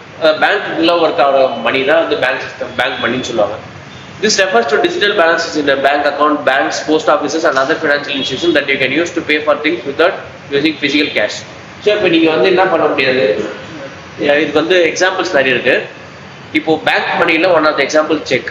இப்போ செக் வந்து எங்க யூஸ் ஆகும் அப்படின்னா, நீங்க வந்து இப்போ கேஷை வந்து வித்ட்ரா பண்ணாம நீங்க போய் பேங்க்ல வந்து கேஷை வித்ட்ரா பண்ணிட்டு வந்து ஒருத்தருக்கு கொடுக்காம நீங்க என்ன பண்ணலாம், நான் அந்த பணத்தை இவர் பேர்ல டிரான்ஸ்ஃபர் பண்ணிக்கிறதுக்கான ரைட்ஸை கொடுக்குறேன் அப்படின்னு சொல்லி ஒரு பேப்பர்ல கையெழுத்து கொடுக்கலாம். அது பேர் தான் அது cheque. Signed paper where you can tell your bank to pay specific person or set of amount from a savings or current account. இந்த பேப்பர் கொண்டு வரவருக்கு இவ்வளவு அமௌண்ட் கொடுங்க, என் அக்கௌண்ட்ல இருந்து எடுத்து கொடுங்க அப்படின்றதான் அந்த செக். நீங்க எல்லா டைமும் கேஷை கேரி பண்ணிட்டு போகணும்னு அவசியம் இல்லை. Then demand draft. A prepaid check issued by the bank is safer for the seller because the bank has already taken your money, so it cannot bounce. இது வந்து முன்னாடிலாம் நம்ம யூஸ் பண்ணிருந்தோம். டிமாண்ட் டிராஃப்ட் எதுக்கு யூஸ் பண்ணிட்டு இருக்கோம், இப்போ college ஃபீ exam ஃபீ இதெல்லாம் கட்டுறதுக்கு டிடி தான் யூஸ் பண்ணுவாங்க. டிடினா என்னன்னா ஒரு சேஃபஸ்ட் மெத்தட். ஆக்சுவலா இப்போ நம்ம வந்து பணத்தை எங்க வச்சிருக்கோம், பேங்க்ல தான் வச்சிருக்கோம் most of the time. So இப்போ நம்ம என்ன பண்ணோம்னா பேங்க்ல அந்த பணத்தை அந்த இப்போ நீங்க இன்ஸ்டிடியூஷன் கவர்மெண்ட் இன்ஸ்டிடியூஷனுக்கு நீங்க ஃபீஸ் கட்ட போறீங்க, எக்ஸாம் ஃபீஸோ இல்லை ஜாயினிங் ஃபீஸோ கட்ட போறீங்க, 10,000 கட்ட போறீங்கன்னு வச்சுக்கோங்க. அந்த 10,000 உங்க பேங்க் வந்து அந்த கவர்மெண்ட் இன்ஸ்டிடியூஷனோட பேங்க்குக்கு டிரான்ஸ்ஃபர் பண்ணிடும். நீ எதுவுமே பண்ண தேவையில்ல. நீ வந்து இப்போ என்ன பண்ணா போதும், இந்த மாதிரி கவர்மெண்ட் இன்ஸ்டியூட் ஐஐடி பேர்ல நான் ஐஐடியில ஜாயின் பண்ண போறேன், அதுக்கு 10,000 ஃபீஸ் கட்டணும் அப்படின்னு சொல்லி நீங்க டிடி மட்டும் கொடுத்தா போதும், உங்க பேங்கே அந்த கவர்மெண்டோட இன்ஸ்டிடியூஷன் பேங்க்கு டிரான்ஸ்ஃபர் பண்ணிடும். டிடி பேங்க்ல தான் வந்தது, அது இன்ஸ்டியூஷன் தான்மா. இன்ஸ்டியூஷன் சொல்லும் எவ்வளவு பே பண்ணணும்னு. இப்போ நீ 10,000 பே பண்ணுமா இல்லை 50,000 பே பண்ணுமான்றது உங்க இன்ஸ்டியூஷன் சொல்லும். அவங்க வந்து டிடி கொடுப்பாங்க. அந்த டிடி வாங்கிட்டு வந்து நீ உங்க பேங்க் கிட்ட கொடுத்தனா அந்த பேங்க் வந்து சரி உன் அக்கௌண்ட்ல இருந்து நான் இவ்வளவு டிரான்ஸ்ஃபர் பண்ணிட்டேன், நீ இந்த டிடியில இன்னொரு காப்பி வச்சிருப்பாங்க, அந்த காப்பியில பெய்டுன்னு சொல்லி கொடுப்பாங்க. அந்த பெய்டு காப்பி கொண்டு போய் நீ இன்ஸ்டியூஷன் கொடுத்தா அந்த மாதிரி நான் என் அக்கௌண்ட்ல இருந்து உங்க அக்கௌண்ட்டுக்கு பணம் அனுப்பிச்சிட்டேன், என் பேங்க்கு பணம் அனுப்பிச்சிருக்கோம், நீ செக் பண்ணிக்கோ அப்படின்னு சொல்லி நீ போய் பேங்க் அந்த இன்ஸ்டியூஷன் நீங்க சொல்லலாம். ஸோ நீ வந்து கேஷ் எடுத்து போய் டிரான்ஸ்ஃபர் பண்ண மாட்டேன், பேங்க் உனக்கு பதிலாக டிரான்ஸ்ஃபர் பண்ணும். அது அந்த டிடின்ற கான்செப்ட். Travellers check. டிராவலர்ஸ் செக்னா நீங்க இப்போ ஒரு பிளேஸ் டு ஒரு பிளேஸ் டிராவல் பண்ணிட்டே இருக்கீங்க. பொதுவாக செக்லாம் வந்து என்ன பண்ணுவோம்னா உன்னுடைய பேங்க் தான் பேங்க்ல கொண்டு போய் கொடுக்கணும், உன்னுடைய என்ன சொல்றது உன்னுடைய ஹோம் பிரான்ச்லாம் கொடுக்கணும் அப்படின்ற மாதிரி கண்டிஷன்ஸ் தான் இருக்கும். பட் நீங்க வந்து ஒரு இடத்துல இருந்து ஒரு இடத்துல டிராவல் பண்றீங்க, கேஷ் கொண்டு போறது சேஃப்டின்னு நினைக்கிறீங்க, அப்போ இந்த இடத்துல என்ன பண்ணலாம்னா டிராவலர்ஸ் செக் கொண்டு போகலாம். ஸோ டிராவலர்ஸ் செக்ல என்ன பண்ணுவோம்னா உங்க சைன் இருந்தால் மட்டும்தான் அது வேலிட். உங்க சைனு உங்களுடைய நீங்க உங்க கையெழுத்துல அமௌண்ட் எழுதணும் அப்படின்னா மட்டும்தான் டிராவலர்ஸ் செக் வேலிட். ஸோ இப்போ கேஷ் கொண்டு போகாம சேஃபா நீ வந்து செக் புக் கொண்டு போகலாம், டிராவலர்ஸ் செக் கொண்டு போகலாம். இது one of the method. Then postal order. Postal ஆர்டர்னா நம்ம பணம் அனுப்புவோம். முன்னாடி அந்த காலத்துலாம் வந்து கிராமத்துக்குலாம் நம்ம பணம் அனுப்பணும்னா வந்து கிராமத்துல பேங்க் இருக்காது, மோஸ்டா போஸ்ட் ஆஃபீஸ் தான் இருக்கும். ஸோ அப்போ என்ன பண்ணுவாங்கன்னா இவர் பேர்ல நீங்க 50 ரூபாயோ 100 ரூபாயோ அனுப்பணும் அப்படின்னு சொல்லி நீங்க போஸ்டல் பணம் கொடுத்துட்டீங்க அப்படின்னா அவங்க கொண்டு போய் டெலிவரி பண்றாங்க. ஸோ அது வந்து prepaid voucher bought at post office. நீங்க இங்க இருக்க போஸ்ட் ஆஃபீஸ்ல கொடுத்தீங்கன்னா ஊர்ல இருக்க போஸ்ட் ஆஃபீஸ்காரன் போஸ்டல்காரன் அவன் வீட்டுக்கே கொண்டு போய் டெலிவரி பண்ணுவான். So used to send small amounts of money for things like exam fees or government applications. இந்த மாதிரி நிறைய யூஸ் இருக்கலாம். ஓகேவா, right. Then credit money. Credit மணினா என்னன்னா முக்கியமான ஒரு விஷயம். இப்போ வந்து பில் ஆஃப் எக்ஸ்சேஞ்ச், இது வந்து நம்ம எதுக்கு யூஸ் பண்ணோம்? அந்த பில் ஆஃப் எக்ஸ்சேஞ்ச்னா ட்ரேட் பண்ணுறது. இப்போ ஃபார் எக்ஸாம்பிள் ஒரு ட்ரேடிங் இன்ஸ்டிடியூஷன் இங்கே இருக்கு, நீங்க வந்து எதோ எக்ஸ்போர்ட் பண்றீங்க, நீங்க ஏதோ தயாரிக்கிறீங்க, நீங்க ஏதோ ஒரு பொம்மை தயாரிக்கிறீங்கன்னு வச்சுக்கோங்க. இப்போ அந்த பொம்மை தயாரிச்சு நீங்க வெளிநாட்டுக்கு எக்ஸ்போர்ட் பண்றீங்க அப்படின்னா லைன் ஆஃப் கிரெடிட்னு ஒன்று உண்டு. Line of credit, bill of exchange இதெல்லாம் உண்டு. ஸோ இந்த பில் ஆஃப் எக்ஸ்சேஞ்ச் என்ன பண்ணும் அப்படின்னா நீங்க வந்து இங்க இருந்து பொருள் அனுப்பிச்சிட்டீங்க, ஆனா உங்களுக்கு பணம் வந்து சேரணும் இல்லையா? ஸோ அப்போ நீங்க என்ன பண்ணணும்னா இங்க இருக்க பேங்க்குக்கு நீங்க போய் இந்த பில் ஆஃப் எக்ஸ்சேஞ்ச் கொடுக்கணும், இந்த டாக்குமெண்ட்ஸ்லாம் கொடுக்கணும். நான் இந்த மாதிரி எக்ஸ்போர்ட் பண்ணிருக்கேன், இது அங்கே போய் சேரும், அவர் வந்து எனக்கு பணம் கொடுக்கணும் அப்படின்றத உங்க பேங்க் கிட்ட சொல்லுவீங்க. இந்த பேங்க் என்ன பண்ணும், அந்த ஊர்ல இருக்க பேங்க்குக்கு போய் சொல்லும் இந்த மாதிரி ஒரு பொருள் வரும், அந்த பொருள் அவங்ககிட்ட கொடுத்துறாத, இந்த மாதிரி அவன் பணம் உங்ககிட்ட கொடுத்தாதான் அந்த பொருள்லாம் கொடுக்கணும் அப்படின்னு சொல்லுவோம். அந்த பேங்க் வந்து என்ன பண்ணும், அவன் பணம் கட்டணும். ரிசீவர் அங்க இருக்க இம்போர்ட்டர் வந்து இங்க இருந்து நீங்க எக்ஸ்போர்ட் பண்றீங்க, அங்க இருந்து அவன் இம்போர்ட் பண்றான் அப்படின்னா அவன் வந்து பணம் கொடுத்து தான் அந்த டாக்குமெண்ட்ஸை வாங்க முடியும். அந்த டாக்குமெண்ட்ஸ் வாங்கினாதான் போய் அவன் பொருளை ரிசீவ் பண்ண முடியும். ஸோ அவன் ஃபர்ஸ்ட் பணம் கட்டணும். அந்த பணம் கட்டின உடனே அவனுக்கு அந்த டாக்குமெண்ட்ஸ் ரிலீஸ் பண்ணுவாங்க. அந்த டாக்குமெண்ட்ஸ் ரிலீஸ் பண்ண உடனே இந்த உங்க பேங்க் இருக்கு இல்லையா, அந்த பேங்க் வந்து உங்க பேங்க்கு பணம் அனுப்பும், உங்க பேங்க் உனக்கு பணம் அனுப்பும். ஸோ இப்படிதான் ஒர்க் ஆகும் ட்ரேட். அப்படி ஒர்க் பண்றது அந்த bill of exchange. Formal written order used in international trade where one person directs another to pay a specific amount of money at a fixed future date. So பொருள் வந்து சேர்ந்துருச்சு, பணத்தை நீ அனுப்பு அப்படின்னு சொல்லி நீ தைரியமா பொருளை வாங்கிக்கலாம், பணத்தை அனுப்பிடலாம் அப்படின்ற மாதிரி இதுதான் பில் ஆஃப் எக்ஸ்சேஞ்ச். இது வந்து பேங்கிங் சிஸ்டம்ல யூஸ் பண்ணுவோம், நம்ம டைரக்டா யூஸ் பண்றது இல்லை. இதுதான் கிரெடிட் மணியில வர்றது. தென் உண்டி, இதுல வந்து பழைய காலத்து இந்தியால பழைய சிஸ்டம் இது. Informal trade and Indian financial instrument used for centuries by local merchants to transfer money or get credit based on trust and custom. So இப்போ நான் வந்து இப்போ எனக்கு வந்து சரியான இது இல்லை, ஃபிஷிங் சீசன் கிடையாது இது. ஆனால் ஒரு சீசனில் நல்லா ஃபிஷிங் நல்லா போயிட்டு இருக்கோம் அம்மாவுமா. ஸோ நான் என்ன பண்ணுவேன், அப்போ வந்து நிறைய ஃபிஷிங் பண்ணிட்டு நான் வந்து நிறைய காசு என்கிட்ட வரும். ஸோ அந்த காசெல்லாம் நான் என்ன பண்ணுவேன்னா இது வந்து சர்ப்ளஸாக இருக்குது, இது நீ கிரெடிட்ல வச்சுக்கோ, எனக்கு சீசன் இல்லாதப்போ நான் அந்த பணத்தை திரும்ப வாங்கிக்கிறேன், அதுக்கு எத்தனை பொருள் நான் வாங்கிக்கிறேன் அப்படின்ற மாதிரி ஒரு சிஸ்டம் தான் இந்த டுவெண்டின்ற சிஸ்டம். இது வந்து அந்த காலத்தில் யூஸ் பண்ணது இந்தியாவில் ஓல்டு சிஸ்டம். ரைட்.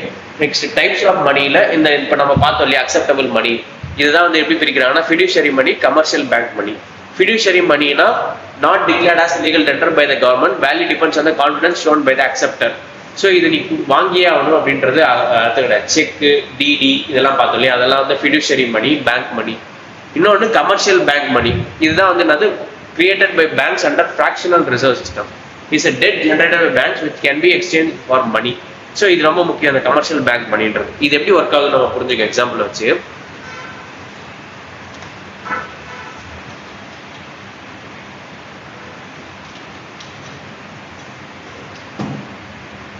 ஸோ அந்த கமர்ஷியல் பேங்க் மணி எப்படி ஒர்க் ஆகுதுன்னா, ஃபார் எக்ஸாம்பிள் 3 பேர் இருக்காங்க, ஏ ஒருத்தர், பி ஒருத்தர், டி ஒருத்தர் இருக்காங்க. ஓகேவா? நான் என்ன பண்றேன், 100 ரூபாய் கொண்டு போய் பேங்க்ல போடுறேன். ஓகேவா? நான் 100 ரூபாய் கொண்டு போய் பேங்க்ல டெபாசிட் பண்றேன். பேங்க் 1ல நான் டெபாசிட் பண்றேன். ஓகேவா? 100 ரூபாய். இப்போ பேங்கோட ரூல் என்னன்னா, அதுல 10% எப்பவுமே அவன் கையில வச்சிருக்கேன். நான் கொடுக்குற அமௌண்ட் என் பணத்தை வந்து அக்கௌண்ட்ல போடுறேன்ல, அந்த பணத்தை அக்கௌண்ட்ல போடுற அமௌண்ட் எனக்கு பேலன்ஸ் பார்த்தா இவ்வளவு காமிக்கும். இப்போ நான் வந்து 50,000 என்னோட பேலன்ஸ்ல வச்சிருக்கேன்னா 50,000 காமிக்கும். பட் அதுக்குன்னா 50,000 ரெடியா எப்பவுமே வச்சிருக்க மாட்டாங்க கேஷா. அவங்க என்ன பண்ணுவாங்கன்னா அதை வட்டி கொடுவாங்க. யாருக்காவது லோன் தேவையில்ல, பேங்கோட வேல்யூ என்னன்னா சேவிங்ஸ் டெபாசிட்ஸ் வாங்கி வைக்கிறது, அந்த வாங்கி வச்ச சேவிங்ஸ் டெபாசிட்ஸை கொண்டு போய் வட்டி கொடுறது. அப்படிதான் அவங்க சம்பாதிப்பாங்க. ஓகேவா? ஸோ இப்போ இந்த பேங்க் வந்து என்ன பண்ணுன்னா அதுல 10% மட்டும் வச்சுக்கும். ரிசர்வ்ல எவ்வளவு வச்சுக்கும்? 10%. 100 ரூபாயில 10% எவ்வளோ? 10 ரூபாய். அது மட்டும் தனியா கேஷா வச்சுக்கும். எப்போ கேட்டாலும் கொடுக்கறது. மிச்சம் உள்ள காசு 90 ரூபாய் என்ன பண்ணும்? அது லோன் கொடுக்கும். ஸோ எந்த கம்பெனிக்கு லோன் கொடுக்குறாங்க? கம்பெனி எக்ஸுக்கு லோன் கொடுக்குறாங்க. ஓகேவா? ஸோ கம்பெனி எக்ஸ் என்ன பண்ணும்? Purchase raw material from B. So company X வாங்கின அமௌண்ட் கொண்டு போய் சும்மா இருக்காது, அது பிசினஸ் பண்ண ஆரம்பிப்பாங்கல்ல. ஸோ அவங்க வந்து என்ன பண்ணுவாங்க, எனக்கு ரா மெட்டீரியல்லாம் தேவை, ஸோ அதனால நான் ஒருத்தர் போய் ரா மெட்டீரியல் வாங்குறேன், அந்த பணத்தை கொடுத்து தான் ரா மெட்டீரியல் வாங்கணும்னு சொல்லி பணத்தை கொடுத்துருவாங்க, ரா மெட்டீரியல் வாங்கிடுவாங்க. யார்கிட்ட வாங்குறாங்க? பிகிட்ட இருந்து வாங்குறாங்க. ஸோ அப்போ பிக்கு 90 ரூபாய் போய் சேரும். கரெக்டா? காசு கொடுத்தா பொருள் வாங்குவாங்க. ஸோ அந்த 90 ரூபாய் யாருக்கு போய் சேரும்னா பிக்கு போய் சேரும். தென் பி என்ன பண்ணுவாரு? பேங்க் 2ல டெபாசிட் பண்ணுவாரு. 90 ரூபாய் அங்க போகும். அதுல அவனே கடன் வாங்குறான். ரா மெட்டீரியல் கொடுக்குறான், அதுக்கான பணத்தை கொடுப்பான்ல 90 ரூபாய். அந்த பணத்தை கொண்டு போய் அவன் பேங்க்ல டெபாசிட் பண்ணுவான்ல. ஸோ அந்த 90 ரூபாய் கொண்டு போய் கொடுத்தான்னா ரிசர்வ்ல எவ்வளவு வச்சிருப்பான்னா 9 ரூபாய் வச்சிருப்பான் இல்லையா? அதோட 10%. ஓகேவா? அந்த 9 ரூபாயில 9 ரூபாய் மட்டும் கேஷா வச்சுக்கிட்ட பேங்க் மிச்சம் உள்ள 81 ரூபாய் அதோட 10% என்ன பண்ணும்? 10% எடுத்து வச்சுட்டு திரும்ப ஒரு 90% திரும்ப என்ன பண்ணும்? வேற யாருக்கு கடன் கொடுக்கும்? யார் கொடுக்குது இந்த வாட்டி? கம்பெனி ஒய் கொடுக்குது. ஸோ கம்பெனி ஒய் என்ன பண்ணும்? Purchase machine from D. இவங்க வந்து எனக்கு மிஷின் தேவைப்படுதுன்னு சொல்லி போய் டி கிட்ட காசு கொடுத்துட்டு பொருளை வாங்கிக்கிறாங்க. ஸோ இப்போ டி கிட்ட எவ்வளோ வந்துருச்சு? 81 ரூபாய். ஸோ அந்த 81 ரூபாயில திரும்ப பேங்க் 3ல கொண்டு போய் டெபாசிட் பண்ணுவோம். அதுல 10% எடுத்து வச்சுட்டு மிச்சம் உள்ளது கம்பெனி Z கொடுக்கும். இது அப்படியே இந்த சைக்கிள் போயிட்டே இருக்கும். ஸோ இப்போ இந்த ஃபிராக்ஷனல் ரிசர்வ் சிஸ்டம் படி எவ்வளோ அமௌண்ட் வந்து உருவாக்கிருக்காங்கன்னா பேங்க் சிஸ்டம் இந்த அமௌண்ட் எல்லாத்தையும் சேர்த்தா ஒரு அமௌண்ட் வரும் இல்லையா? 90 + 81 + 73 வச்சுங்க இந்த கன்வீனியன்ஸ்க்கு. ஸோ அப்போ 4 7 7 8 15 25 இல்லையா? ஸோ இப்போ இந்த 254 ரூபாயை வந்து பேங்க் வந்து மணியா ஜென்ரேட் பண்ணிருக்கும். ஸோ பேங்க் வந்து ₹254 பேங்க் சிஸ்டம்ல மணி ஜென்ரேட் ஆகும். ஆக்சுவலா வந்து 100 ரூபாய் தான். பட் இந்த மாதிரி சைக்கிள் போக இந்த மணி ஜென்ரேட் ஆகிட்டே இருக்கும். பேங்க் சிஸ்டம்ல இருக்கிற மணி எவ்வளோ? 254. இதுதான் அந்த fractional reserve system. Part of the deposits collected will have to be kept in the bank and rest can be used for lending purposes. இதுதான் இந்த ரிசர்வ்ஸ் ஃபிராக்ஷனல் ரிசர்வ் சொல்றோம். முதலீடே நாம் கிடையாது. அவன் 10 பைசா போடல, அந்த வரத்தை ஸோ இப்போ இந்த ஃபிராக்ஷனல் ரிசர்வ் சிஸ்டம்னா என்னன்னா, இது தனியாக எடுத்து வச்சுட்டு மிச்சம் உள்ளதை கடன் கொடுக்கலாம். அந்த கடனுக்கு வட்டி வாங்கிக்குவாங்க எப்படியும் அவங்க கிட்ட இருந்து. ஸோ அப்படி வந்து பணத்தை ரொட்டேட் பண்ணிட்டே இருக்கிறதா அந்த ஃபிராக்ஷனல் ரிசர்வ் சிஸ்டம்ல கமர்ஷியல் பேங்க் அப்படியே உருவாகும். வரட்டும்.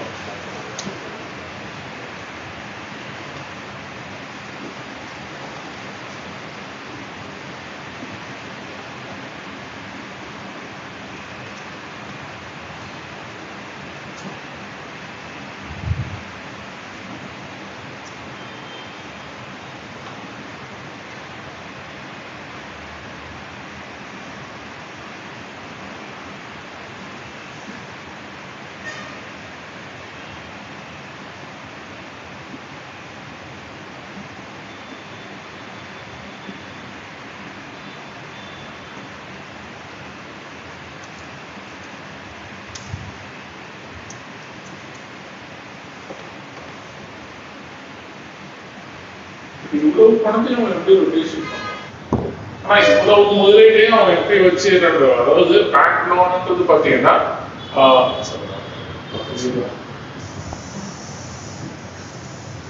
இந்த பேங்கிங்கோட முக்கியமான விஷயம் என்னன்னா அந்த மணி சப்ளை உங்ககிட்ட இருக்க மணி, ஆர்பிஐ கவர்மெண்ட் கிட்ட இருக்க மணி, ஆர்பிஐ கிட்ட இருக்க மணி, பேங்க் கிட்ட இருக்க மணி, போஸ்ட் ஆஃபீஸ் கிட்ட இருக்க மணி, இது எல்லாத்தையும் கிளாஸிஃபை பண்ணுவாங்க. இது எதுக்கு கிளாஸிஃபை பண்றாங்க அப்படின்னா நம்மளோட எக்கானமி எந்த ஸ்டேட்ல இருக்கு, என்ன நிலைமையில இருக்கு அப்படின்றத டிட்டர்மின் பண்றதுக்காக தான் இந்த மெஷர்மெண்ட்லாம் பண்றாங்க. ஸோ இப்போ இதுல வந்து சில கேட்டகரி உண்டு, நேரோ மணி, பிராட் மணி, ஓகேவா? ஸோ ஃபர்ஸ்ட் என்னன்னா M0னா என்னது? ரிசர்வ் மணி. ஃபர்ஸ்ட் இதை தெரிஞ்சுக்கணும். ரிசர்வ் மணினா என்னன்னா ஹை பவர்டு மணி. இது யார்கிட்ட இருக்குன்னு பாருங்க. ரிசர்வ் மணினா எப்பவுமே யார்கிட்ட இருக்குன்னா ரிசர்வ் பேங்க் கிட்ட தான் இருக்கும். Deposits, bankers deposits with RBI, இப்படி ஞாபகம் வச்சுங்க. ரிசர்வ் மணினா 0, ஓகேவா? ரிசர்வ்ல நீங்க தனியாக அடிச்சு வச்சுக்கிறது, ஓகேவா? ஏதாவது எமர்ஜென்சி தான் யூஸ் பண்றது 0ல வச்சுங்க.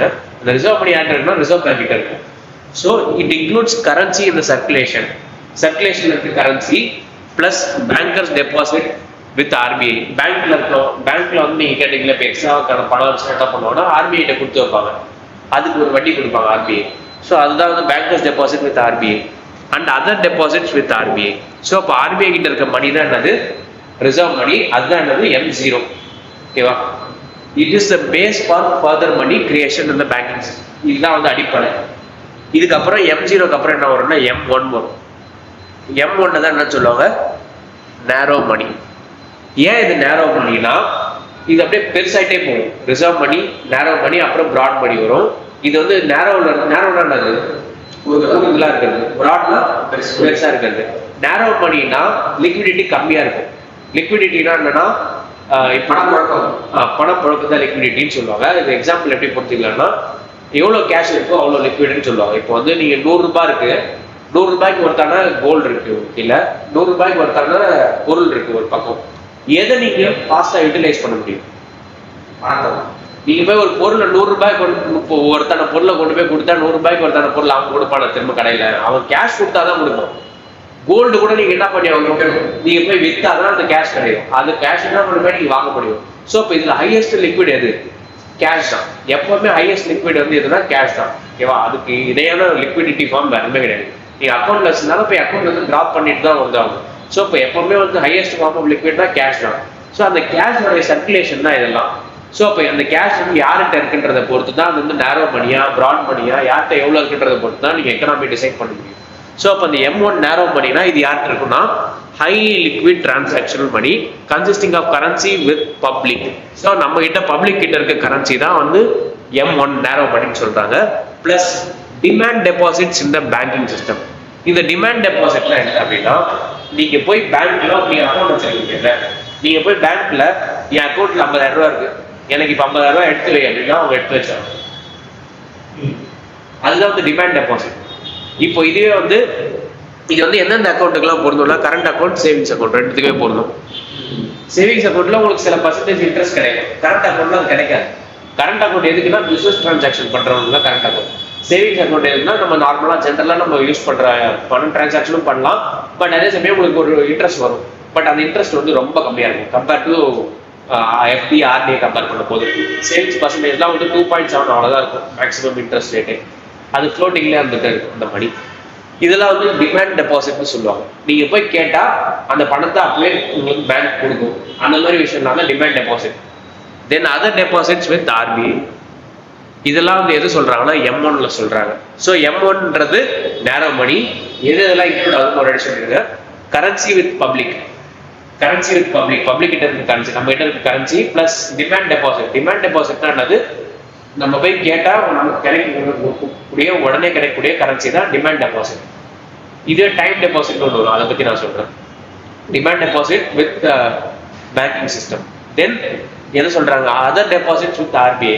ஆர்பிஐ கிட்ட இருக்க அதர் டெபாசிட்ஸ் என்னன்னா ஆர்பிஐ வந்து எல்லாத்துக்கும் பேங்கர் அவங்க தான். ஆர்பிஐ தான் கவர்மெண்ட் இன்ஸ்டிடியூஷனுக்கா இருக்கட்டும், வேற ஏதாவது நீங்க எந்த இன்சூரன்ஸ் எடுத்தாலும் அவங்களோட ஆர்பிஐயோட டைப் இருக்கும். ஸோ அவங்கலாம் சில மணியை வந்து ஹேண்டில் பண்ணுவாங்க இல்லையா, அந்த மணியை தான் டெபாசிட் பண்ணி வைப்பாங்கல்ல ஆர்பிஐ. அதுதான் அந்த அதர் டெபாசிட். இப்போ நீங்க கவர்மெண்ட் காலேஜ்ல படிக்கிறீங்க, கவர்மெண்ட் காலேஜ்ல அட்மிஷன் போட்டீங்கன்னா உங்களுக்கு பணம் சேரும் இல்லையா, அந்த பணத்துல எங்க கொண்டு போய் கொடுத்துருப்பாங்கன்னா ஆர்பிஐ கொண்டு போய் கொடுத்துருப்பாங்க. ஸோ அந்த மாதிரி இன்ஸ்டிடியூஷனோட பணத்தை ஹேண்டில் பண்றது ஆர்பிஐ. அதுதான் அந்த other deposits.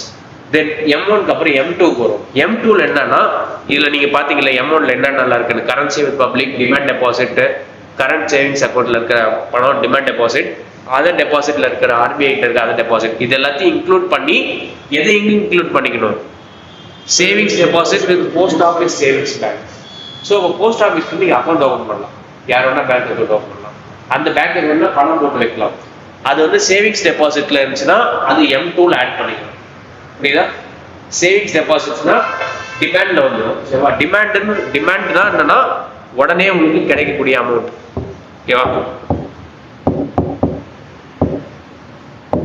immediately liquefiable cash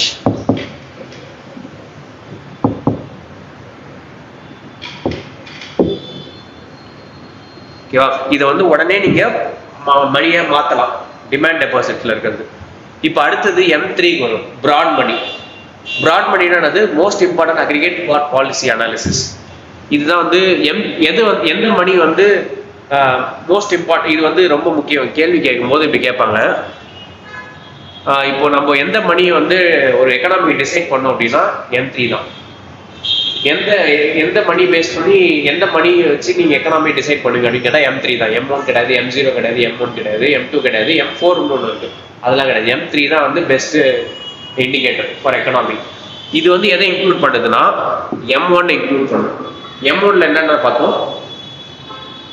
M1ல என்னென்ன பார்த்தோம் கரன்சி வித் பப்ளிக் அதுக்கப்புறம் டிமாண்ட் டெபாசிட்ஸ்னா பேங்க் கிட்ட இருக்க சேவிங்ஸ் அண்ட் கரண்ட் அக்கௌண்ட்ஸ்ல இருக்க மணி then other deposits with RBI அது பிளஸ் எதை இன்க்ளூட் பண்றாங்க டைம் டெபாசிட் இங்க வந்து டைம் டெபாசிட் இருக்கும் இதுவே வந்து சேவிங்ஸ் அக்கௌண்ட்ல இருக்கிறதுனா சேவிங்ஸ் டெபாசிட் வித் போஸ்ட் ஆஃபீஸ்ல M2 இது இல்லாம டைம் டெபாசிட் ஆட் பண்றீங்க அப்படின்னா அது M3 இந்த டைம் டெபாசிட்னா என்ன அப்படின்னு கேட்டா ஃபிக்ஸட் டெபாசிட் FDன்னு சொல்லுவாங்கல்ல இத்தனை வருஷம் ஒரு காசு அப்படின்னு பணம் வந்து லாக் ஆயிடும் உடனே எடுக்க முடியாது பெனல்டி இல்லாம எடுக்க முடியாது பெனல்டி இல்லாம எடுக்கலாம் பட் பெனல்டி இல்லாம உங்களால எடுக்க முடியாது அதெல்லாம் வந்து என்ன சொல்லுவாங்கன்னா ஃபிக்ஸட் டெபாசிட் டைம் டெபாசிட்னு சொல்லுவாங்க ஸோ இது வந்து இமீடியட்டா உங்களால லிக்விஃபை பண்ண முடியாது புரியுதா இது டைமுக்கும் டிமாண்டுக்கும் வித்தியாசம் டிமாண்ட்னா போய் கேட்டா உடனே கொடுத்துருவாங்க ஒரு பணத்தை டைம்ல அந்த பணத்தை உடனே கிடைக்காது ஒரு பெனல்ட்டியோ இல்ல இந்த பீரியட் முடிஞ்சாதான் உங்களுக்கு அந்த பணத்தை எடுக்க முடியுமோன்ற டைம் ஃபைன் கட்டு அப்படின்றாங்க ஸோ அதுதான் டைம் டெபாசிட் இதெல்லாம் வந்து யாருக்கிட்ட இருக்கு டைம் டெபாசிட் பேங்க் கிட்ட இருக்கு டைம் டெபாசிட் இதே இது போஸ்ட் ஆஃபீஸ் கிட்டே இருக்கும் அது வந்து M4ல வரும் பேங்க் கிட்ட இருந்துச்சுன்னா அது M3 ஓகேவா ஸோ அப்போ M1 பிளஸ் பேங்க் கிட்ட இருக்க டைம் டெபாசிட் தான் என்னன்னு சொல்றாங்க M3 இதுதான் வந்து பிராட் மணி இதை வச்சுதான் வந்து ஒரு எக்கனாமி சிஸ்டம்ல எவ்வளவு மணி கேஷ் ஃப்ளோ ஆகிட்டு இருக்கு நம்ம இப்போ இந்தியாவில எவ்வளவு கேஷ் ஃப்ளோ எப்படி நடந்துட்டு இருக்கு நல்லா இருக்கா இல்லையா அப்படின்றது டிசைட் பண்ணணும் M3 தென் M4 பார்த்தீங்கன்னா broadest measure comprising M3 plus total deposits with post office savings so post ஆஃபீஸ்ல இருக்க மற்ற சேவிங்ஸ் அக்கௌண்ட்ல என்னென்ன இருக்கு டோட்டல் டெபாசிட்னா டைம் பிளஸ் டிமாண்ட் ரெண்டுமே with postal office saving account organisations excluding national savings certificate இது ரொம்ப முக்கியம் NSCனா என்னன்னா நேஷனல் சேவிங் சர்டிஃபிகேட் இது வந்து போஸ்ட் ஆஃபீஸ்ல ஒரு ஸ்கீம் பணம் போட்டு எடுக்கலான்ற ஒரு ஸ்கீம் அந்த ஸ்கீமை தவிர்த்து மற்ற எந்த டெபாசிட் போஸ்ட் ஆஃபீஸ் கிட்ட இருக்கோ அது எல்லாத்தையும் ஆட் பண்ணிக்கணும் M3யோட ஸோ அப்போ ஃபர்ஸ்ட் M0 புரியுது அது என்னென்ன ப்ராசஸ்னு M0ன்றது திரும்ப வரும் M0ன்றது ரிசர்வ் மணி ரிசர்வ்னாலே யாருக்கு ரிசர்வ் பேங்க் கிட்ட இருக்கும் ஓகேவா currency in circulation bankers deposit with RBI then other deposits with RBI other deposits na reserve bank கிட்ட ஞாபகம் வருது M0ன்றது ரிசர்வ் பேங்க் கிட்ட இருக்க கரன்சி அது ஞாபகம் தான் மெயின் எஸ்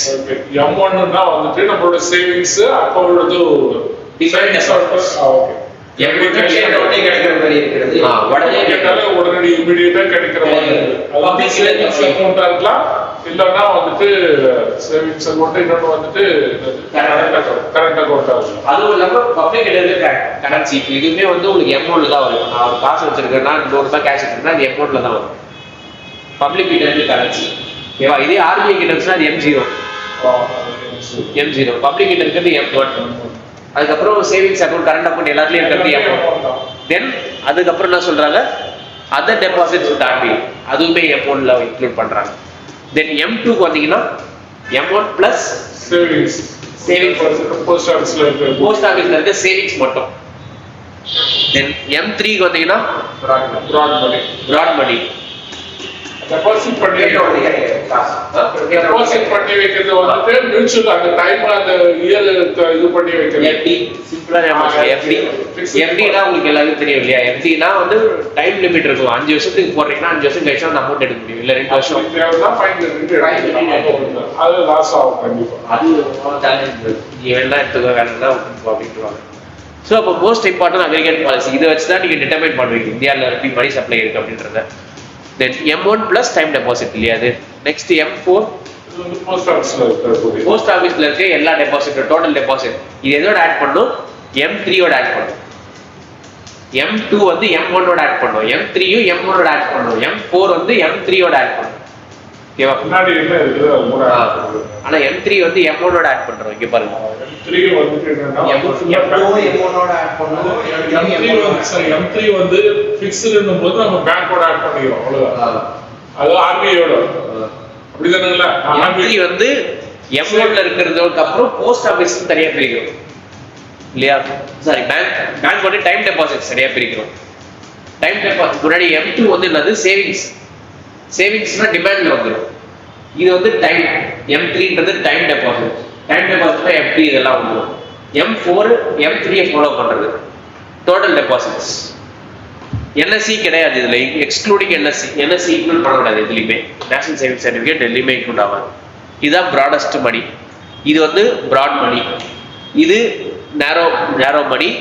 இது கொஞ்சம் ப்ராட். M1 அப்படியே நேரோல இருந்து ப்ராட் ஆகிட்டே போகும் ஒன்று. ஸோ இது எப்படி போடுவாங்க அப்படின்னா அந்த டயக்ராம்ல போட்டிங்கன்னா M0 இருக்கும், தென் M1 இருக்கும், தென் M2 இருக்கும், தென் M3 இருக்கும். இப்படி போடுவாங்க. ஏன்னா இது வந்து நேரோ அந்த ரிசர்வ் மணி, நேரோ மணி, கொஞ்சம் ப்ராட் மெஷர். ஓகேவா? அப்படிதான் இருக்கும். M1 M2 M3 எல்லாமே பர்ஸ்பெக்டிவ்ல பார்த்தீங்கன்னா இதுல M3 தான் வந்து இம்பார்ட்டன்ட் எப்பவுமே. இது வருஷம் எக்கனாமி டிசைட் பண்ணுவாங்க. ப்ராடஸ்ட் 4 அது வந்து மோஸ்டா கன்சிடர் பண்ண மாட்டாங்க. போஸ்ட் ஆஃபீஸ்ன்றதுனால வந்து பெருசா இருக்கு. இது வந்து நேஷன் டு நேஷன் மாறும். யூஎஸ்ல இந்த M1 M2 M3ன்றது அப்படியே கம்ப்ளீட்டா வேற மாதிரி இருக்கும். இந்தியாவுக்கு தான் இது. நம்ம இந்தியா தான் ஸ்கோப்பு. ஸோ இந்தியாவுக்கு அங்கே வந்து போஸ்ட் ஆஃபீஸ்லாம் கிடையாது. அங்கே போஸ்ட் ஆஃபீஸ் சேவிங்ஸ்லாம் அவங்க கிடையாது. ஸோ அவங்க வேற மாதிரி டிஃபைன் பண்ணுவாங்க மணியை. ரைட். ஸோ இப்போ இந்த பேங்கிங் செக்டர் பார்த்தீங்கன்னா ஃபர்ஸ்ட் யார் இருக்கான்னா தலைமையில RBI. இவங்க தான் வந்து அப்பனுக்கு அப்பன்ற மாதிரி இந்த பேங்க் தான் எல்லாருக்கும் அந்த பேங்க் தான் வந்து எல்லாருக்கும் ஹெட். சாதாரண பேங்க்ல ஒர்க் பண்றது RBI ஒர்க் பண்றது பெரிய ஹெட். RBIயோட ஃபங்க்ஷன்ஸ்லாம் நிறைய இருக்கு. பட் இவங்க வந்து யாருன்னா வந்து பப்ளிக்கோட டீல் பண்ணவே மாட்டாங்க. பப்ளிக்கோட டீல் பண்ண மாட்டாங்கன்னா இவங்க வந்து சேவிங்ஸ் அக்கௌண்ட்டோ கரண்ட் அக்கௌண்ட்டோ நீங்க RBI கிட்ட போய் ஓபன் பண்ண முடியாது.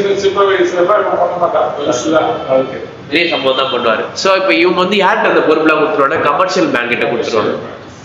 கமர்ஷியல் பேங்க் கிட்ட தான் இந்த பொறுப்புலாம் கொடுத்துருவாங்க. இந்த கமர்ஷியல் பேங்க்ஸ் வந்து ரெண்டா பிரிப்பாங்க ஜெனரலா. ஷெட்யூல்டு, நான் ஷெட்யூல்டு. அட்டவணையில் இருக்கிறது, அட்டவணையில் இல்லாதது. ஷெட்யூல்டு பேங்க்ல சில டைப்ஸ் இருக்கு. Public sector, private sector, cooperative, small finance, payment, regional rural bank, இவ்வளோ டைப்ஸ் இருக்கு. நம்ம ஒரு டைப்பும் டீட்டெயிலாக பார்ப்போம். அதே மாதிரி நான் ஷெட்யூல்டு பேங்க் எடுத்தீங்கன்னா இவங்க வந்து அட்டவணையில் வராத பேங்க்ஸ். இவங்களுக்குன்னு சில ரூல்ஸ் இருக்கும். பட் அவங்களுக்கு அந்த ரூல்ஸ் ரிலாக்ஸேஷன் உண்டு. நீ எப்படி வேணா இருக்கலாம், கொஞ்சம் அப்படி தாழ்த்து அது நான் ஷெட்யூல்டு. நீ இப்படிதான் இருக்கணும், ஸ்ட்ரிக்டா அப்படிதான் ஃபாலோ பண்ணணும், ரூல்ஸ் எல்லாம் ஃபாலோ பண்ணணும். அது ஷெட்யூல்டு பேங்க்ல வந்துடும். இந்த ஷெட்யூல்டு பேங்க்லாம் எப்பவுமே வீக்லி RBI கிட்ட ரிப்போர்ட் கொடுத்துட்டே இருக்கும். என்ன நடக்குது அப்டேட் கொடுத்துட்டே இருக்கும். நான் ஷெட்யூல்டு பேங்க்கு அந்த அவசியம் இல்லை. இவங்க எல்லாருக்கும் RBI சப்போர்ட் இருக்கு. அதாவது ஏதாவது கிரைசிஸ் நடக்குது, உங்ககிட்ட ஏதாவது பணம் திவாலா போகுதுன்னா RBI உங்களுக்கு ஹெல்ப் பண்ணும். பட் அங்க அந்த மாதிரி RBI வந்து பண்ணணும் அவசியம். சும்மா ஜஸ்ட் நீ பேங்க் நடத்துங்க, நீ என்னன்னா நீ என்கிட்ட சொல்லணும்ன்ற அவசியம் கூட கிடையாது. நீ வச்சு பண்ணிக்க. நீ பேங்க் நடத்தலாம், லைசன்ஸ் அது மட்டும் தான் கொடுப்பேன். மற்றபடி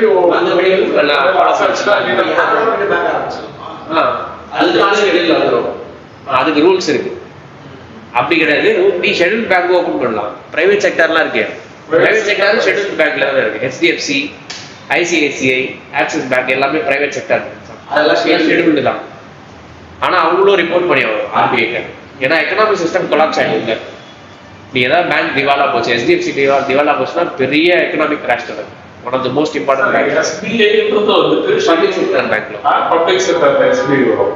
ஆனா நான் ஷெட்யூல்ல ஸ்டேட் பேங்க் ஆஃப் சிக்கிம் அதுவும் ஸ்டேட் தானே, ஏன் அது மட்டும்? அது வந்து அவங்க சிக்கிம்ல அவங்க திறந்த பேங்க், சிக்கிம் கவர்மெண்ட் திறந்த பேங்க். அப்படி பாருங்க, ஸ்டேட் பேங்க்னா இந்த ஸ்டேட் பேங்க் அதுவும் இல்ல, ஸ்டேட் பேங்க் ஆஃப் இந்தியா தான் இப்ப எல்லாமே. ஸ்டேட் பேங்க் எவ்வளவு ஒவ்வொரு ஸ்டேட்ல இருக்கக்கூடிய பேங்க் தான் SBI. அப்படி கிடையாது. ஸ்டேட் பில்தான் எப்பவுமே வந்து எதை மீட் பண்றாங்கன்னா கவர்மெண்ட்டை மீட் பண்றாங்க. வேர்ட் ஸ்டேட்ன்றது கவர்மெண்ட்டை மீட் பண்றது. சார் அது வந்து தமிழ்நாடு கவர்மெண்ட்டுக்குள்ள வருமா? அதான் சொல்றேன். ஸ்டேட்னு சொன்னாலே எப்பவுமே ஜென்ரலா வந்து எக்கனாமி பாலிட்டியில ஒரு வேர்டு ஸ்டேட் யூஸ் பண்றாங்கனாலே அது எது மீட் பண்றாங்கன்னா கவர்மெண்ட்டை மீட் பண்றதுன்னு அர்த்தம். ஜென்ரலா யூனியன் கவர்மெண்ட் தான் மீட் பண்றாங்கன்னு அர்த்தம். ஸோ இப்போ ஸ்டேட் சென்ட்ரல் நம்ம சொல்றோம் இல்லையா, அந்த வேர்டு வேற. ஸ்டேட் பேங்க்னு சொன்னா கவர்மெண்ட் ஓட்டு பேங்க்னு அர்த்தம். ஜென்ரலா அந்த கவர்மெண்ட் யாருமே பண்ணா யூனியன் கவர்மெண்டா தான் இருக்கும். ஸ்டேட் பேங்க் ஆஃப் இந்தியானா இந்தியாவோட கவர்மெண்ட் பேங்க். இவன் ஸ்டேட் அதான் மீனிங். இந்தியன் பேங்க்னா வந்துட்டு state bank, central bank. State bank of இந்தியானா இது தமிழ்நாடு இது இல்ல. ஸ்டேட்னா ஸ்டேட்டே கிடையாது. ஸ்டேட்னா கவர்மெண்ட்டை மீட் பண்றதா அது அர்த்தம். கவர்மெண்ட்னா ஜென்ரலா யூனியன் கவர்மெண்ட் தான் மீட் பண்ணும். ஏன்னா வந்து இந்தியா வந்து பாலிட்டியில சொல்லியிருப்பாங்க டுவல் சிட்டிசன்ஷிப் கிடையாது, யூனியன் மட்டும் தான் சிட்டிசன்ஷிப். நீ இந்தியன் சிட்டிசன் சொல்லலாம், தமிழ்நாடு சிட்டிசன் சொல்ல முடியாது. ஆமா ஆமா, ஒரு பேர் வந்துட்டு இந்தியன் தமிழ்நாடு கிடையாது. உனக்காக வேண்டாம் பிடிச்சிக்கலாமே தவிர ஓவரால் இந்தியன் தான். ஸோ அப்போ நீ யூனியன் அரசு சொல்றீங்க இந்தியன் சிட்டிசன். ஸோ அப்போ யூனியன் கரண்ட் பேங்க் தான் ஸ்டேட் பேங்க். அப்படிதான் நீ பார்க்கணும். ஓகே, இப்போ இதுல வந்து கமர்ஷியல் பேங்க்ஸோட ரோல் என்ன, ரெஸ்பான்சிபிலிட்டி ஃபர்ஸ்ட் பார்த்துரும். ஜென்ரலா எல்லா பேங்கோட ரோல் அண்ட் ரெஸ்பான்சிபிலிட்டி இவங்கெல்லாம் எப்படிப்பட்ட பேங்க் என்ன பண்ணுவாங்க அப்படின்றத பார்த்துரும். ஸோ இப்போ the core operations include deposit acceptance, credit creation and providing payment services. பேங்க்னு எடுத்துட்டாலே இது வந்து பேசிக்கா கொடுக்குற ஃபீச்சர்ஸ் என்னது, டெபாசிட்டை வாங்கிக்கிறது. போய் பணத்தை நீங்க சேவ் பண்ணி வச்சுக்கிறது, டெபாசிட்டை வாங்கிப்பாங்க உங்ககிட்ட இருந்து. தென் கிரெடிட் கிரியேஷன், உங்களுக்கு லோன் கொடுப்பாங்க. தென் பேமெண்ட் சர்வீஸ் ப்ரொவைட் பண்ணுவாங்க. அதாவது உங்களுக்கு பணம் கேட்கிறோமோ பணத்தை டிரான்ஸ்ஃபர் பண்ணுறவங்களுக்கு அந்த மாதிரி விஷயத்தெல்லாம் ப்ரொவைட் பண்றாங்க. ஏடிஎம் கார்டு, அந்த மாதிரி ATM card, check book, passbook மாதிரி எல்லாமே இஷ்யூஸ் சர்வீசஸ்ல வந்துடும். They provide checking, savings account, business loans, mortgages, certificates of deposits and credit cards. இதெல்லாம் வந்து எதுல பண்றாங்கன்னா டெபாசிட் அக்செப்டன்ஸ்ல பண்றாங்க. கிரெடிட் இந்த பேர்ல இவங்க இந்த ஃபங்க்ஷன்ஸ் எல்லாம் பண்றாங்கன்னு சொல்றாங்க. தென் எதுக்கு இவங்க யூஸ்ஃபுல்லா இருப்பாங்கன்னா they're essential for fostering liquidity. Fostering லிக்விடிட்டினா உடனடியாக பணத்தை அதிகப்படுத்தும். மக்கள்கிட்ட போய் பணம் சேரும். அப்பதான் வந்து என்ன பண்ணுவாங்க, மக்கள்கிட்ட நிறைய பணம் இருந்தால் தான் அவங்க போய் பொருள் வாங்குவாங்க. பொருள் வாங்கினாதான் நாட்டோட ஜிடிபி கூடும். கரெக்டா, அதான லாஜிக். ஸோ அப்போ அதை வந்து நான் வந்து எப்படி அதை எப்படி இம்ப்ளிமெண்ட் பண்ணலாம், மக்கள்கிட்ட பணத்தை போய் சேர்க்கணும். அதுக்கு நான் நிறைய பேங்க் ஓப்பன் பண்ணணும். ஸோ அதுக்கு தான் அந்த கமர்ஷியல் பேங்க்ல ஒர்க் பண்றது. தென் டிரைவிங் பிஸ்னஸ் க்ரோத். இப்போ தொழில் தொடங்கணும்னா பணம் தேவை இருக்கும். நான் போய் எல்லார்ட்டையும் பணத்தை கேட்கணும், பேங்க்ல போய் பணத்தை கேட்டா அவன் வந்து நீ வந்து எந்த காசு எந்த இதுன்னு பார்க்காம உன்னுடைய எபிலிட்டியை பொறுத்து, உன்னுடைய தொழிலை பொறுத்து நீ என்ன தொழில் தொடங்க போறதுக்கு ஏற்ற மாதிரி அவனோடனே கொடுப்பான். நீ டெவலப் ஆகிற மாதிரி இருந்ததுன்னா கொடுப்பான். நீ சும்மா சாதாரணமா ஒரு இதுன்னா அதை வச்சு எல்லாம் நம்பி கொடுப்பான்.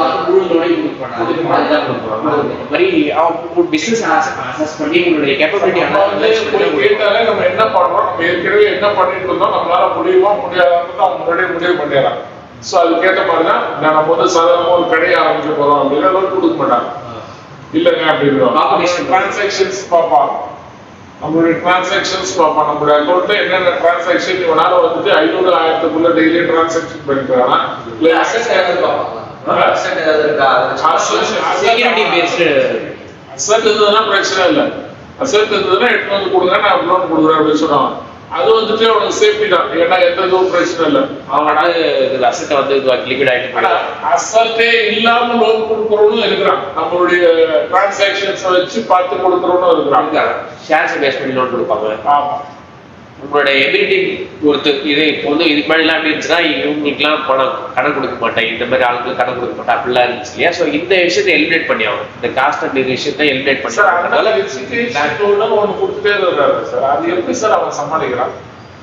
ஏன்னா இன்னும் இன்னைக்கு வந்து எஜுகேஷன் லோன் கட்டாதோம்னா ஒரு விஜயமல்லையா மாதிரி வந்துட்டு நிறைய தொழில் தொடங்குன்னு சொல்லிட்டு இப்ப அந்த லாஸ் எல்லாம் அவன் எப்படி ரெக்கவர் பண்றான்?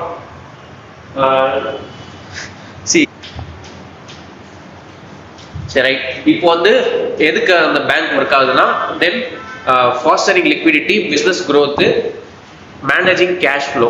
ஸோ ஒரு எக்கனாமியில கேஷ் வந்து சர்க்குலேஷன்ல இருக்கா, எல்லாருக்கிட்டையும் கேஷ் போய் சேருதா, எல்லாரும் ஒரு சில செக்டருக்கு காசே இல்லாமல் இருக்கும். அன்ஆர்கனைஸ் செக்டர்லாம் வந்து பேங்க் ரிலை பண்ணி இருக்க முடியாது சம்டைம்ஸ். ஏன்னா அவங்களுக்கு வந்து தள்ளுவண்டி போடுறவங்களுக்குலாம் எதை நம்பி அவன் பணம் கொடுப்பான் பேங்க்கை? தள்ளுவண்டி நாளைக்கு வரது கொடுக்கும். நீ எங்கேயா தள்ளு போயிட்டேன்னா நாளைக்கு கொடுக்கும் சொல்ல முடியாது. ஸோ பட் ஆனால் அவளுக்கும் நான் வந்து சப்போர்ட் பண்ணியாகும் அப்படின்றதுனால அந்த கமர்ஷியல் பேங்க்ல அவங்களுக்கு தனியாக இதெல்லாம் ஃபெசிலிட்டிலாம் வந்து உருவாக்கியிருக்காங்க. அதெல்லாம் நம்ம லேட்டராக என்னன்னு பார்ப்போம். ஸோ இப்போ அவனையும் நான் இன்க்ளூட் பண்ணி ஆகணும், பணக்காரனுக்கு மட்டும் இல்லாமல் ஏழைக்கும் நான் கடன் கொடுத்தாகணும் அப்படின்றது தான் அவனுக்கு பாயிண்ட்டு. ஸோ கமர்ஷியல் பேங்க்ல include public sector banks, private sector banks, foreign banks, எல்லா பேங்க்கும் இது அடங்கும். Most of the banks. Unlike central banks which focus on monetary policy, commercial banks operate specifically to make a profit. So central bank என்ன சொல்றாங்க இவங்க? RBI வந்து என்ன பண்ணும், இவங்க எல்லாரையும் கண்ட்ரோல் பண்றதுக்கான விஷயம் தான் பார்த்துட்டு இருக்கோம். இவங்க எப்படி கண்ட்ரோல் பண்ணலாம், எக்கனாமி எப்படி மேனேஜ் பண்ணலாம்னு தான் பார்க்கணும். மேக்ரோ எக்கனாமிக் விஷயத்தை தான் அவங்க பார்க்கணும்.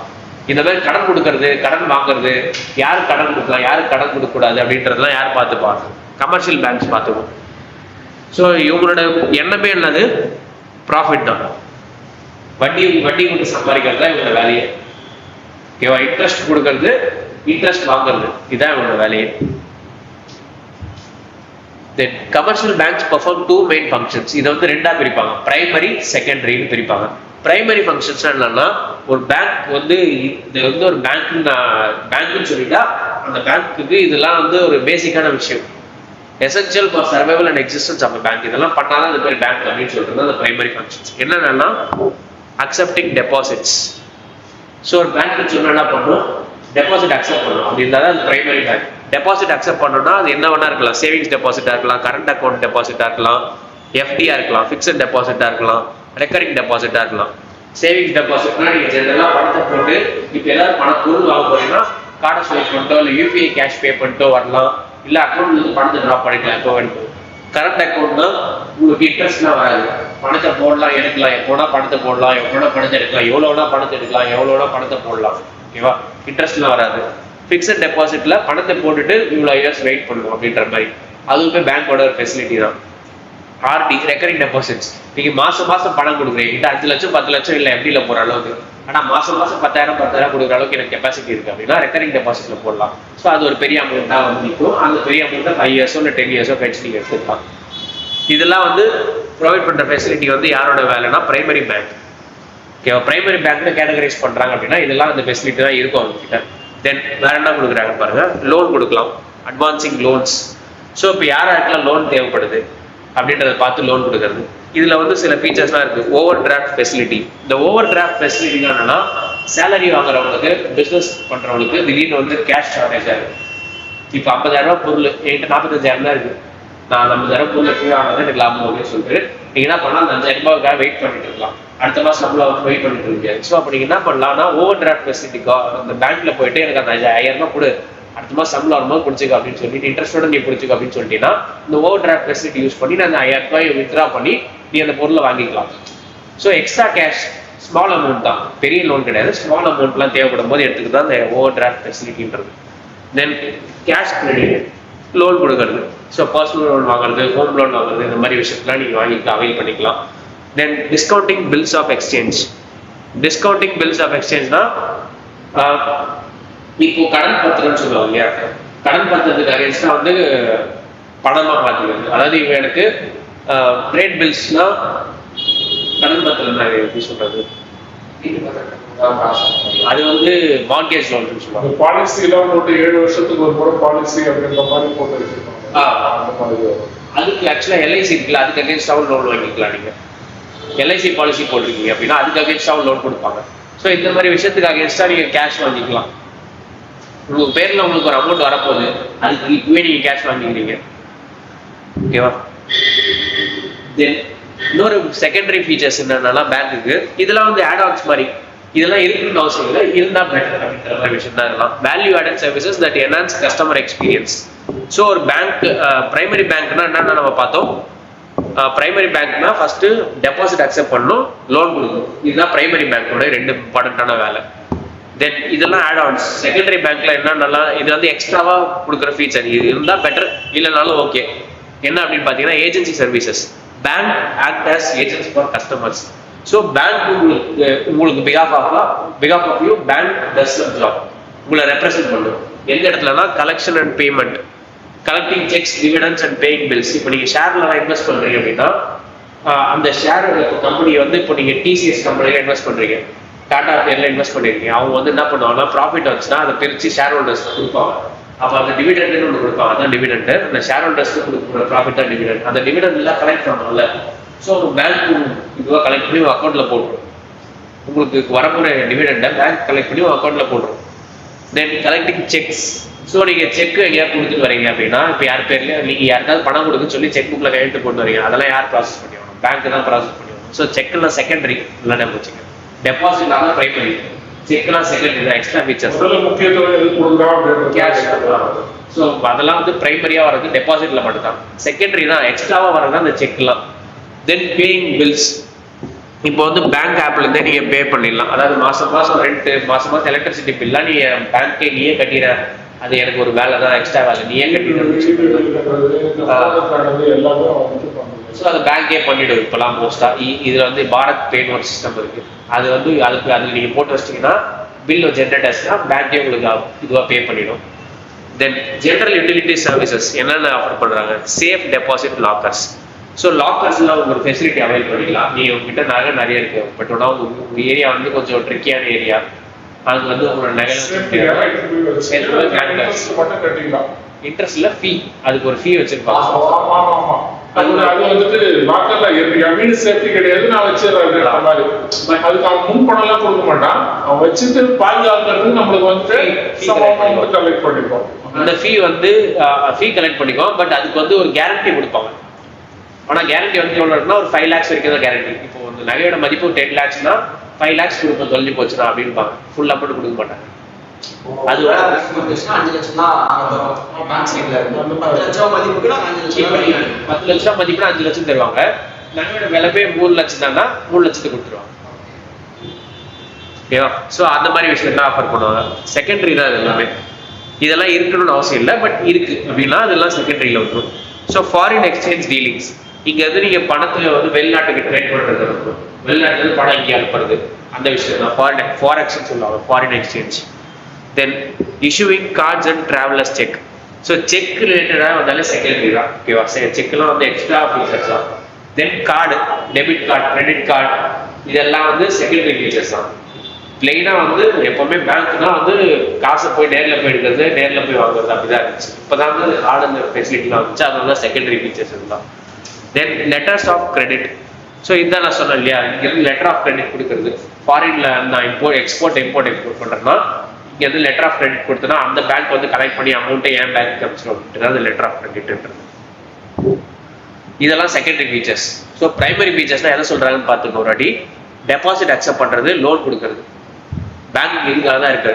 செகண்டரி ஃபீச்சர்ஸ்னா ஏஜென்சி சர்வீசஸ். உங்களுக்கு பதிலாக சில விஷயத்தெல்லாம் பண்ணும். என்ன பண்ணும்? பேமெண்ட் கலெக்ட் பண்ணும். Portfolio management. இது சொல்லுங்க. போர்ட்ஃபோலியோ மேனேஜ்மெண்ட்னா உங்களோட இன்வெஸ்ட்மெண்ட்லாம் இருக்குல்ல, இப்போ நீங்கள் இந்தந்த கம்பெனியில் இன்வெஸ்ட் பண்ணுறீங்க, இந்தந்த கம்பெனிலேருந்து வெளியே வந்துட்டீங்க அப்படின்றதெல்லாம் மேனேஜ் பண்ணுறது யாருன்னா பேங்க்கே பண்ணும். இப்போ இருக்கிற பேங்க்ஸே பண்ணும். ஸோ அசட் மேனேஜ்மெண்ட்னு சொல்லுவாங்க, இல்லைனா வந்து போர்ட்ஃபோலியோ மேனேஜ்மெண்ட்னு சொல்லுவாங்க. உங்களுடைய ஸ்டாக்கை நீங்கள் இப்போ வந்து இவ்வளோ ஸ்டாக் வாங்கணும், இவ்வளோ ஸ்டாக் விற்கணும், இந்த ஸ்டாக்கை வந்து எனக்கு மொத்தத்தையும் விற்கணும், இந்த ஸ்டாக்கில் கொஞ்சம் ஆட் பண்ணணும் அப்படின்ற விஷயத்த எல்லாத்தையும் யார் பார்த்துக்கணும்னா பேங்க்கே பார்த்துக்கணும். இதெல்லாம் செகண்டரி சர்வீசஸ்லாம் வந்து. Then trustee services. ட்ரஸ்டி சர்வீசஸ்னா இப்போ வந்து நீங்கள் வந்து போர்ட் ஆஃப் டைரக்டர்ஸ்லாம் இருக்கீங்க, acting as trustees or executives for customers. So இப்போ உங்களுடைய கஸ்டமர்ஸ்க்கு நீங்கள் வந்து நம்பகமான பேங்க்ல ட்ரான்ஸ்ஃபர் பண்ணாதான் அவங்க வந்து லைக் ஒரு ட்ரஸ்டட் பேங்கோட பார்ட்னராக இருக்கீங்க அப்படின்னா உங்களை நம்புவாங்க இல்லையா. ஒரு முக்கியமான கம்பெனியில் ட்ரஸ்டட் பேங்கோட பார்ட்னர்ஷிப்பில் இருக்கீங்கன்னா, ஸோ அப்போ அந்த விஷயத்தெல்லாமும் பண்ணி தருவாங்க. பேங்க் உங்களோட கம்பெனிக்கும் பேங்க் பண்ணி தருவாங்க. Trustee services. ஸோ இதெல்லாம் வந்து செகண்டரி சர்வீசஸ் தான். General utility services and then agency services. உங்களுக்கு பிஆஃபாக பண்ணுறது ஏஜென்சி சர்வீசஸ். ஜென்ரல் யூட்டிலிட்டி சர்வீசஸ்னா இந்த மாதிரி லாக்கரு, ஃபாரெக்ஸ், கார்டு இஷ்யூ பண்ணுறது இதெல்லாமே. தென் முக்கியமான விஷயம் வரும். So banking regulation act 1949. இந்த பேங்கிங் ரெகுலேஷன் ஆக்ட் 1949 நீங்கள் ப்ரீஃபாக பார்க்கணும். ஏன்னா இந்த பேங்கிங் ரெகுலேஷன் ஆக்டை பேஸ் பண்ணி தான் எல்லா பேங்க்ஸும் ஒர்க் ஆகும். பேங்க் என்ன பண்ணணும் என்ன பண்ணக்கூடாது அப்படின்றது எல்லாமே இந்த ஆக்ட்ல டிஃபைன் பண்ணியிருப்பாங்க. So primary legislation governing commercial banks in India providing a legal framework for the licensing, management, operations and liquidation. So இவங்க எப்படி ஒர்க் ஆகணும் அப்படின்றது எல்லா ரூல்ஸும் இதில் இருக்கும். இது யார் அத்தாரிட்டினா ஆர்பிஐ தான். Of course RBI has authority over licensing, managing, board appointments, mergers and liquidation. RBI தான் வந்து யார் இந்த பேங்கோட CEO வரணும், யார் இந்த பேங்கோட போர்ட் ஆஃப் டைரக்டர்ஸ் இருக்கணும், யார் இந்த பேங்கோடைய யார் இந்த பேங்க் மர்ஜ் ஆகுது. இப்போ வந்து சில பேங்க்லாம் மர்ஜ் ஆச்சு இல்லையா, நம்ம அதையுமே லேட்டராக பார்ப்போம். ஸோ இப்போ இந்த சில பேங்க் மர்ஜ் ஆச்சு, எக்ஸாம்பிள் சிண்டிகேட் பேங்க்கு கனடா பேங்க்கு மர்ஜ் ஆச்சு. அது வந்து எந்த பேங்க் எந்த பேங்கோட மர்ஜ் ஆச்சு அப்படின்றதுலாம் நீங்கள் யார் முடிவு பண்ணணும்னா RBI தான் முடிவு பண்ணணும். பேஸ்ட் ஆன் எந்த rules, banking regulation act rules. இந்த ஆக்ட் வந்தாலே வந்து கவர்மெண்ட் வந்து என்ன பண்ணியிருக்குன்னா ஒரு பில்லை பாஸ் பண்ணியிருக்குன்னு அர்த்தம். பாலிட்டியில் சொல்லுவாங்க பில்லை பாஸ் பண்ணி ஒரு விஷயத்த பில்லை பாஸ் பண்ணுறது என்னது, பார்லிமெண்ட்ல முடிவு பண்ணுறது. ஸோ அது ஆக்டா மாத்திட்டாங்க அப்படின்னா ஸ்டாச்சுட்டரின்னு அர்த்தம். ஸ்டாச்சுட்டரினா இதை ஃபாலோ பண்ணி சில விஷயத்தை உருவாக்குறாங்கன்னா அது ஸ்டாச்சுட்டரி இதில் வந்துடும். பர்மனன்ட் கமிஷன், ஸ்டாச்சுட்டரி கமிஷன்லாம் வரும் பாலிட்டியில். ஸோ அப்போ அது ஸ்டாச்சுட்டரி பாடினா பேஸ்ட் ஆன் ஆக்ட் போட்டு உருவாக்குறது எல்லாமே statutory bodies. RBI statutory body, ஆக்டை பேஸ் பண்ணி தான் உருவாக்கியிருப்பாங்க. அதுதான் நம்ம அடுத்து பார்ப்போம். ஸோ இப்போ இந்த மாதிரி ஒரு ஆக்டை பேஸ் பண்ணி உருவாக்குறது எல்லாமே ஸ்டாச்சுட்டரி பாடிஸ். அவங்க தான் வந்து இந்த ஸ்டாச்சுட்டரி பாடி அத்தாரிட்டி யாருன்னா RBI. ஓகேவா? So banks must maintain specified capital and reserve requirements to ensure financial stability. இப்போ நீங்கள் கேட்டீங்கல்ல, ஒருத்தருக்கு லோன் கொடுத்தாங்க, அடுத்த லோன் கேட்டு அதே அமௌண்ட் லோன் கொடுப்பாங்க. 10 லட்சம் கொடுத்தாங்கன்னா பேங்க் வேல்யூ ஆயிடாது அப்படின்னு கேட்டிங்கன்னா அவங்க வந்து ஒரு விஷயத்தை ஃபாலோ பண்ணி ஆகணும். CRR, SLR. CRRனா கேஷ் ரிசர்வ் ரேஷியோன்னு சொல்லுவாங்க. எப்பவுமே வந்து ஒரு அமௌண்ட் ஆஃப் கேஷ் வச்சிருக்கணும். இவ்வளோ பர்சன்டேஜ் அவங்க கேஷ் ரிசர்வ் வச்சிருக்கணும் எப்பவுமே பேங்க்ல. எப்போ கேட்டாலும் கஸ்டமர்ஸ்க்கு இது பண்ணிட்டே இருக்கணுன்றதுக்காக சில கேஷ் வச்சுட்டு இருக்கணும். SLRனா ஸ்டாச்சுட்டரி லிக்விடிட்டி ரேஷியோ, அதே தான். ஸோ இப்போ எப்பவுமே ஒரு கேஷ் ரிசர்வ்லேயே வச்சிருக்கணுன்றது அந்த CRR. இந்த CRR ரேட் எல்லாம் டிட்டர்மின் பண்ணுறது யாருன்னா RBI. அது இவ்வளோ ரேட்டு காசு இருந்தா அது ஒரு இதுன்னு சொல்லிட்டு கிட்ட இவ்வளோ கேஷ் இல்லை. இப்போ வந்து இவ்வளோ பர்சன்டேஜ் ஆஃப் கேஷ் நீங்கள் வச்சிருக்கணும். கேஷ் எப்பவுமே கையில் வச்சிருக்கணும். ஸோ இப்போ இது வந்து ரேட்டு டிட்டர்மைன் பண்ணுறது யாருன்னா RBI. இது வந்து இதுதான் கரண்ட் அஃபேர்ஸ்ல நீங்கள் படிக்க வேண்டியது. டைனமிக்னு சொன்னோம் இல்லையா, இந்த டைனமிக் டாபிக்ல இதெல்லாம் நீங்கள் எவ்வளோ பர்சன்டேஜ் தெரிஞ்சு வச்சிருக்கணும். CRR, SLRலாம் இது நம்ம டாபிக்ல நம்ம பார்க்கும்போது நான் சொல்கிறேன் இப்போ என்ன கரெக்ட் பர்சன்டேஜ் என்ன இருக்கு அப்படின்னு. Then defines permitted business activities. Section 6 இந்த பேங்கிங் ரெகுலேஷன் ஆக்டோட செக்ஷன் 6ல என்ன சொல்றாங்கன்னா பேங்க் என்னென்ன ஆக்டிவிட்டிஸ் பெர்ஃபார்ம் பண்ணலாம். பேங்க் வந்து வெளிநாட்டோட ட்ரேட் பண்ண முடியாது. RBI இது இல்லாமல் வெளிநாட்டோட ட்ரேட் பண்ண முடியாது. அதுக்குன்னு ஒரு பேங்க் இருக்கு, அவங்க தான் ட்ரேட் பண்ண முடியும். இப்போ இங்கேயே வந்து என்ன வேணா பண்ணலாம். இப்போ வந்து இங்கே வந்து லோன் கொடுக்கலாம், இங்கே பிஸ்னஸ்க்கு லோன் கொடுக்கலாம், திரும்ப கடன் வாங்கிக்கலாம், அது வேணா என்ன வேணா பண்ணலாம். அதெல்லாம் தான் வந்து செக்ஷன் 6ல சொல்லியிருக்காங்க. தென் ரெஸ்ட்ரிக்ட்ஸ் ட்ரேடு அப்படின்றது செக்ஷன் 8ல சொல்லியிருக்காங்க. Then governance auditing and publication of accounts. So governance auditing and publication of அக்கௌண்ட்ஸ்லாம் இவங்க வந்து யார்கிட்ட எவ்வளோ பணம் இருக்கு, இல்லை எவ்வளோ பணம் இருக்கு, அது வந்து எப்படி உள்ள வந்துச்சு, அந்த பணம் எங்கேருந்து வருது, எங்கே போகுது அப்படின்றது எல்லாத்தையும் மானிட்டர் பண்ணிட்டே இருக்கணும். ஒரு பர்சனல் அக்கௌண்ட் அதை மானிட்டர் பண்ணிட்டே இருக்கணும். அந்த ரிப்போர்ட்லாம் யார்கிட்ட சப்மிட் பண்ணுவாங்கன்னா RBI சப்மிட் பண்ணணும். தென் RBI can inspect banks. RBI எப்போ வேணா அந்த பேங்க் இன்ஸ்பெக்ட் பண்ணலாம், எப்போ வேணா வந்து பார்வையிடலாம் நேரில் வந்து. தென் பைண்டிங் டைரக்ஷன்ஸ். இவங்க சொன்ன பைண்டிங் டைரக்ஷன்ஸ்னா இவங்க கொடுக்குற இன்ஸ்ட்ரக்ஷனை ஃபாலோ பண்ணியே ஆகணும். அட்வைசரி கிடையாது. அட்வைசரினா என்னன்னா ஃபாலோ பண்ணலாம், பண்ணாமல் போகலாம். RBI சொல்றது அட்வைசரி கிடையாது, பைண்டிங்னா நீ ஃபாலோ பண்ணியே ஆகணும்னு அர்த்தம். தென் இம்போஸ் பெனால்டிஸ் ஃபார் நான் கம்ப்ளைண்ட்ஸ். இப்போ சரியா விஷயம் இந்த இப்போ இவங்களுக்குலாம் ஏன் லோன் கொடுத்துருக்கீங்க, இவங்களுக்குலாம் வந்து இந்த ரூல்ஸ் படி லோன் கொடுக்கக்கூடாது அப்படின்னா இவ்வளோ இப்போ இன்கம்க்கு இவ்வளோ கம்மியாக இருக்காங்க, இவங்களால அந்த லோன் ரீபே பண்ண முடியாது. அப்போ இவங்க தலையில் நீ ஃபோர்ஸ் பண்ணி தான் இந்த லோன் கொடுத்துருக்குன்னு அர்த்தம் இல்லையா. இப்போ ஒரு ஆட்டோ டிரைவர் இருக்காரு, அந்த ஆட்டோ டிரைவரால் இவ்வளோ பெரிய லோன் கட்ட முடியாது உங்களுக்கு தெரியும், அவரோட இன்கம் இவ்வளோ தான் தெரியும். இது தெரிஞ்சும் நீ லோன் கொடுக்குறனா அது உன்னுடைய பேராசை தானே காரணம் அது. ஸோ அப்போ அந்த விஷயத்துல நீ கம்ப்ளைண்ட்ஸ்ல இல்லை அப்படின்னா RBI மேலே ஆக்ஷன் எடுக்கலாம். இதெல்லாம் பேங்க் மேலே ஆக்ஷன் எடுக்கலாம். இதுக்கு வந்து RBIல ஒருத்தர் இருப்பார், ஓம்பட்ஸ்மேன். அதெல்லாம் நம்ம RBI வரும்போது நான் சொல்றேன். தென் வேற என்ன சொல்றாங்க, originally enacted in 1949, it was amended in 1965 to include cooperative banks. So 1949ல அந்த சட்டம் ஏற்றப்பட்டதுன்றாங்க. என்ன சட்டம்? Banking regulation act. இதை வந்து 1965ல அமெண்ட் பண்றாங்க. அமெண்ட்னா என்னது? ஆட் பண்ணு. அமெண்ட்னா வந்து மாடிஃபை பண்றது. ஆட் மாடிஃபை கம்மி பண்ணுறது. அமெண்ட்னா என்னது? மாடிஃபை பண்றது. அந்த மாடிஃபை பண்ணி எதை ஆட் பண்றாங்க அப்படின்னா கோஆபரேட்டிவ் பேங்க்ஸ் ஆட் பண்றாங்க. கமர்ஷியல் பேங்க்ஸ் லிஸ்ட்ல கோஆபரேட்டிவ் பேங்க்ஸ் ஆட் பண்றாங்க. இங்க இருக்கு இல்லையா அந்த சிஸ்டம்ல. ஸோ அந்த கோஆபரேட்டிவ் பேங்க்ஸை கமர்ஷியல் பேங்க்ஸ் கீழே கொண்டு வராங்க 1965ல.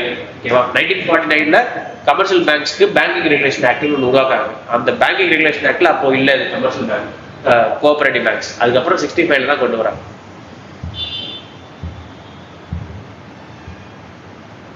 Then types of banks based on their services. இது வந்து என்ன சர்வீஸ் ஆஃபர் பண்றாங்கன்றது பொறுத்து, எந்த சர்வீஸ் யாருக்கு ஆஃபர் பண்றாங்கன்றத பொறுத்து பேங்கோட டைப்பா பிரிக்கிறாங்க. Universal banks HBI, HDFC, ICICI private public ரெண்டுமே இருக்கு. பப்ளிக் செக்டார் பிரைவேட் செக்டார் ரெண்டுமே இருக்கு. SBI எல்லாம் பப்ளிக் செக்டார், HDFC எல்லாம் பிரைவேட் செக்டார் இல்லையா? பட் இவங்க ரெண்டு பேருமே எந்த கேட்டகரியில் வராங்க? யூனிவர்சல் பேங்க்ஸ் கேட்டகரியில் வராங்க. யூனிவர்சல் பேங்க்ஸ் என்ன பண்ணுவாங்கன்னா, இப்போ நம்ம பார்த்தோம் இல்லையா பிரைமரி செகண்டரி. கமர்ஷியல் பேங்க்ஸ் ரெண்டு பார்ப்போம் ஆப்ரேஷன் ஓபன் பண்ணான்னு சொல்றாங்க. Primary and secondary. பிரைமரினா என்னது? பிரைமரில என்னென்ன ஃபங்க்ஷன்ஸ் பண்ணுவாங்க? டெபாசிட், லோன், இந்த ரெண்டு விஷயம் பண்ணுவாங்க இல்லையா? சர்வீசஸ்னா செகண்ட் ரவுண்ட். பிரைமரியில டெபாசிட் லோன், டெபாசிட் லோன். செகண்டரியில எக்ஸ்ட்ரா சர்வீசஸ், அதாவது value added services. Value added services இதெல்லாம் வந்து செகண்டரியில வந்துடும் இல்லையா? ஸோ இது ரெண்டுத்தையும் பண்ணக்கூடியது தான் யூனிவர்சல் பேங்க்ஸ். ஸோ SBI எடுத்தீங்கன்னா அசெட் மேனேஜும் பண்ணும், அதே சமயத்தில் டெபாசிட்டும் வாங்கிக்கும், கார்டு கொடுப்பாங்க, செக் கொடுப்பாங்க, எல்லாத்தையும் பண்ணுவாங்க. அதே மாதிரி தான் HDFC, ICICI. ஸோ இதெல்லாம் யூனிவர்சல் பேங்க்ஸ். இவங்க என்ன பண்றாங்கன்னா யாரோட எல்லாரையும் டார்கெட் பண்ணுவாங்க. எல்லா income groups, high income group, low income group எல்லாரையும் டார்கெட் பண்ணுவாங்க. இன்கமே இல்லைன்னா ஸ்டூடெண்ட்ஸ்லாம் இருக்காங்க இல்லையா, அவங்களுக்கும் அக்கௌண்ட் சர்வீசஸ்லாம் ஆஃபர் பண்ணுவாங்க. தென் universal banks face stricter and higher capital requirements and comprehensive risk oversight. ஏன்னா இவங்க எல்லாரையும் டார்கெட் பண்றதுனால இவங்களோட ரிஸ்க் ஜாஸ்தி. லோவர் இன்கம் குரூப்ஸ் அவங்களுடைய கெப்பாசிட்டி அதிகமாக லோன் கொடுத்துட்டு அவங்க ரீபே பண்ணுவாங்கன்னு தெரியாது. ஸோ இப்போ இவங்க வந்து அதுக்கும் தயாரா இருக்காங்க. இவங்களுக்கு வந்து ஸ்ட்ரிக்டான ரெகுலேஷன்ஸ் உண்டு. Then universal banks thrive on massive scale and cross selling. இவங்க வந்து எல்லா இடத்துலையும் இருப்பாங்க ஆல்மோஸ்ட். இந்த பேங்க் பார்த்தீங்கன்னா இதுதான் வந்து இந்தியாவில் மோஸ்ட் சீன் பேங்க் வந்து SBI, தென் HDFC. ஸோ எல்லா இடத்துலையும் ஆல்மோஸ்ட் எல்லா இடத்துலையும் ATM வச்சிருப்பாங்க. எப்பவுமே இவங்களோட சர்வீசஸ் வந்து எல்லா சிட்டிலையும் இருக்கும். கண்டிப்பாக எல்லா மேஜர் சிட்டிஸ்லையும் இருக்கும், மைனர் சிட்டிஸ்லையும் இருக்கும். இவங்களோட ATM கிராமத்துக்கு போனாலும் இருக்கும். ஸோ அப்போ இந்த மாதிரி எல்லாரையும் டார்கெட் பண்ணி எல்லாரையும் இன்க்ளூசிவாக கொண்டு வரது தான் இவங்களோட வேலை. மேசிவ் ஸ்கேல், இவங்களோட சைஸே பெருசாக இருக்கும். ஆப்வியஸாக எல்லா ஊருக்கும் ஒரு ATM இருக்கும். சந்து பொதுல கூட SBI ATM வச்சிருப்பாங்க. தென் ஒரே நிமிஷம் இந்த டைப் ஆஃப் பேங்க் பண்ண முடிச்சுட்டு வந்துடும். தென் நீஷ் பேங்க்ஸ். நீஷ் பேங்க்ஸ் என்னன்னா சில செட் ஆஃப் விஷயத்தை மட்டுமே பண்ணுவாங்க. இவங்க வந்து எல்லாரையும் டார்கெட் பண்ண மாட்டாங்க, சில பேரை மட்டும் தான் டார்கெட் பண்ணுவாங்க, சில செக்டாரை மட்டும் தான் டார்கெட் பண்ணுவாங்க. ஸோ அதில் வந்து யார் வராங்கன்னா small finance bank, payments bank and local area banks. So இப்போ லீஸ் பேங்க்னு எடுத்துக்கிட்டீங்கன்னா, இப்போ பேமெண்ட்ஸ் பேங்க் எடுத்துக்கிட்டீங்கன்னா இவங்க வந்து டெபாசிட்லாம் கனெக்ட் பண்ண மாட்டாங்க. இவங்க டெபாசிட்லாம் பண்ண மாட்டாங்க, only online transactions. Airtel payments bank இருக்குல்ல, அவங்களாம் ஒன்லி ஆன்லைன் டிரான்சாக்ஷன் தான். அவங்களுக்கு பேங்க் ஃபிசிக்கலாக கிடையாது. ஸோ அவங்க வந்து ஆன்லைன் டிரான்சாக்ஷன் மட்டும் தான் பண்ணுவாங்க. அதுவும் ஒரு 2 lakhs வரைக்கும் தான் பண்ணுவாங்க அப்படின்ற மாதிரி ஒரு மேண்டட்டரி ரூல் இருக்கு.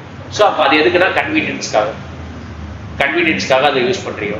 அவங்க வந்து என்ன பண்ண மாட்டாங்க, செக் புக்கு, பாஸ்புக்கு இந்த மாதிரி எந்த விஷயமும் அவங்க கிட்ட இருக்காது. ஸோ இதெல்லாம் வந்து பர்டிகுலராக யாரும் டார்கெட் பண்ணுறாங்க, new generation, young generation of பேங்கர்ஸை டார்கெட் பண்ணுறாங்க. தென் பேமெண்ட்ஸ் பேங்க் இது சொல்லலாம் இல்லையா, small finance bank. Small finance பேங்க்னா யாருன்னா அன்ஆர்கனைஸ் செக்டார்.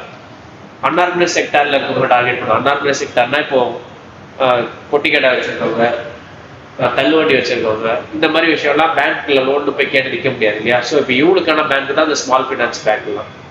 தென் local area banks. Local area பேங்க்னா இந்த ஏரியாவுக்கு மட்டும் சில ஸ்பெசிஃபிக்காக அந்த பேங்க் இருக்கும். எக்ஸாம்பிள் வந்து இங்கே ஆந்திராவில் ஒரு பேங்க் இருக்கும். சரி, LIBs பார்க்கும்போது அந்த எக்ஸாம்பிள்ஸ் தான் சொல்கிறேன். இது வந்து எல்லா இடத்துலையும் இருக்காது, யூனிவர்சலாக ஒரு இடத்துக்கு ஏற்ற பேங்க் தான். அந்த இடத்த தாண்டி அவங்க பேங்க் அவங்களோட ஸ்கோப் முடிஞ்சு போயிடும். இப்போ SBI எடுத்தீங்கன்னா எங்கே வேணாலும் இப்போ SBI பார்க்கலாம். பட் இவங்க இந்த பேங்க்லாம் பார்த்தீங்கன்னா அந்த ஏரியாவுக்கான பேங்க் மட்டும்தான். அந்த ஏரியாவுக்கான அந்த பீப்புளுக்கு மட்டும்தான் இவங்க கேட்டர் பண்ணுவாங்க. ஓகேவா? தென் These banks restrict operation to specialized areas like payments or small ticket loans. Banks serve specific segments like farmers, small businesses, rural areas. So select pockets la mattum da inga bank vechirupanga. எல்லா இடத்தையும் cover பண்ண முடியாது ஆப்வியஸா இவனால. These banks, while having lower initial capital needs, often face stricter lending or operational restrictions. So இவங்களுக்கு வந்து lower initial capital needs தான். அதாவது இவங்க வந்து கம்மி அமௌண்ட் வச்சே பேங்க் ஓபன் பண்ண முடியும்.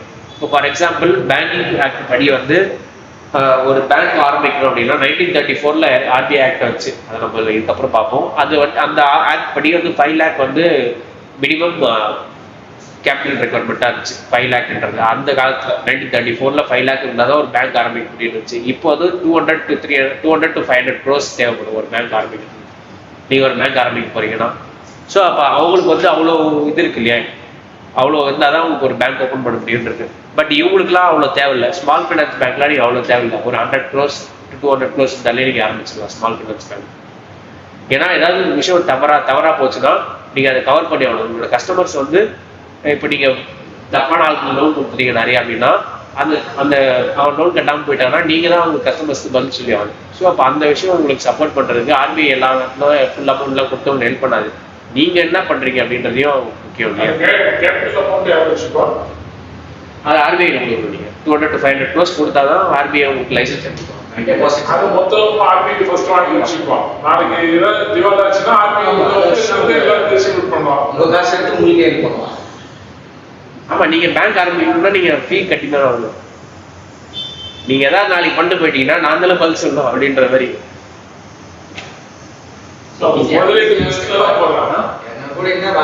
முதலீடு இல்லாம தான் பேங்க் ஆரம்பிக்கல. முதலீடு வந்து ரொம்ப பெருசா மட்டும் ஆரம்பிக்கிறான்.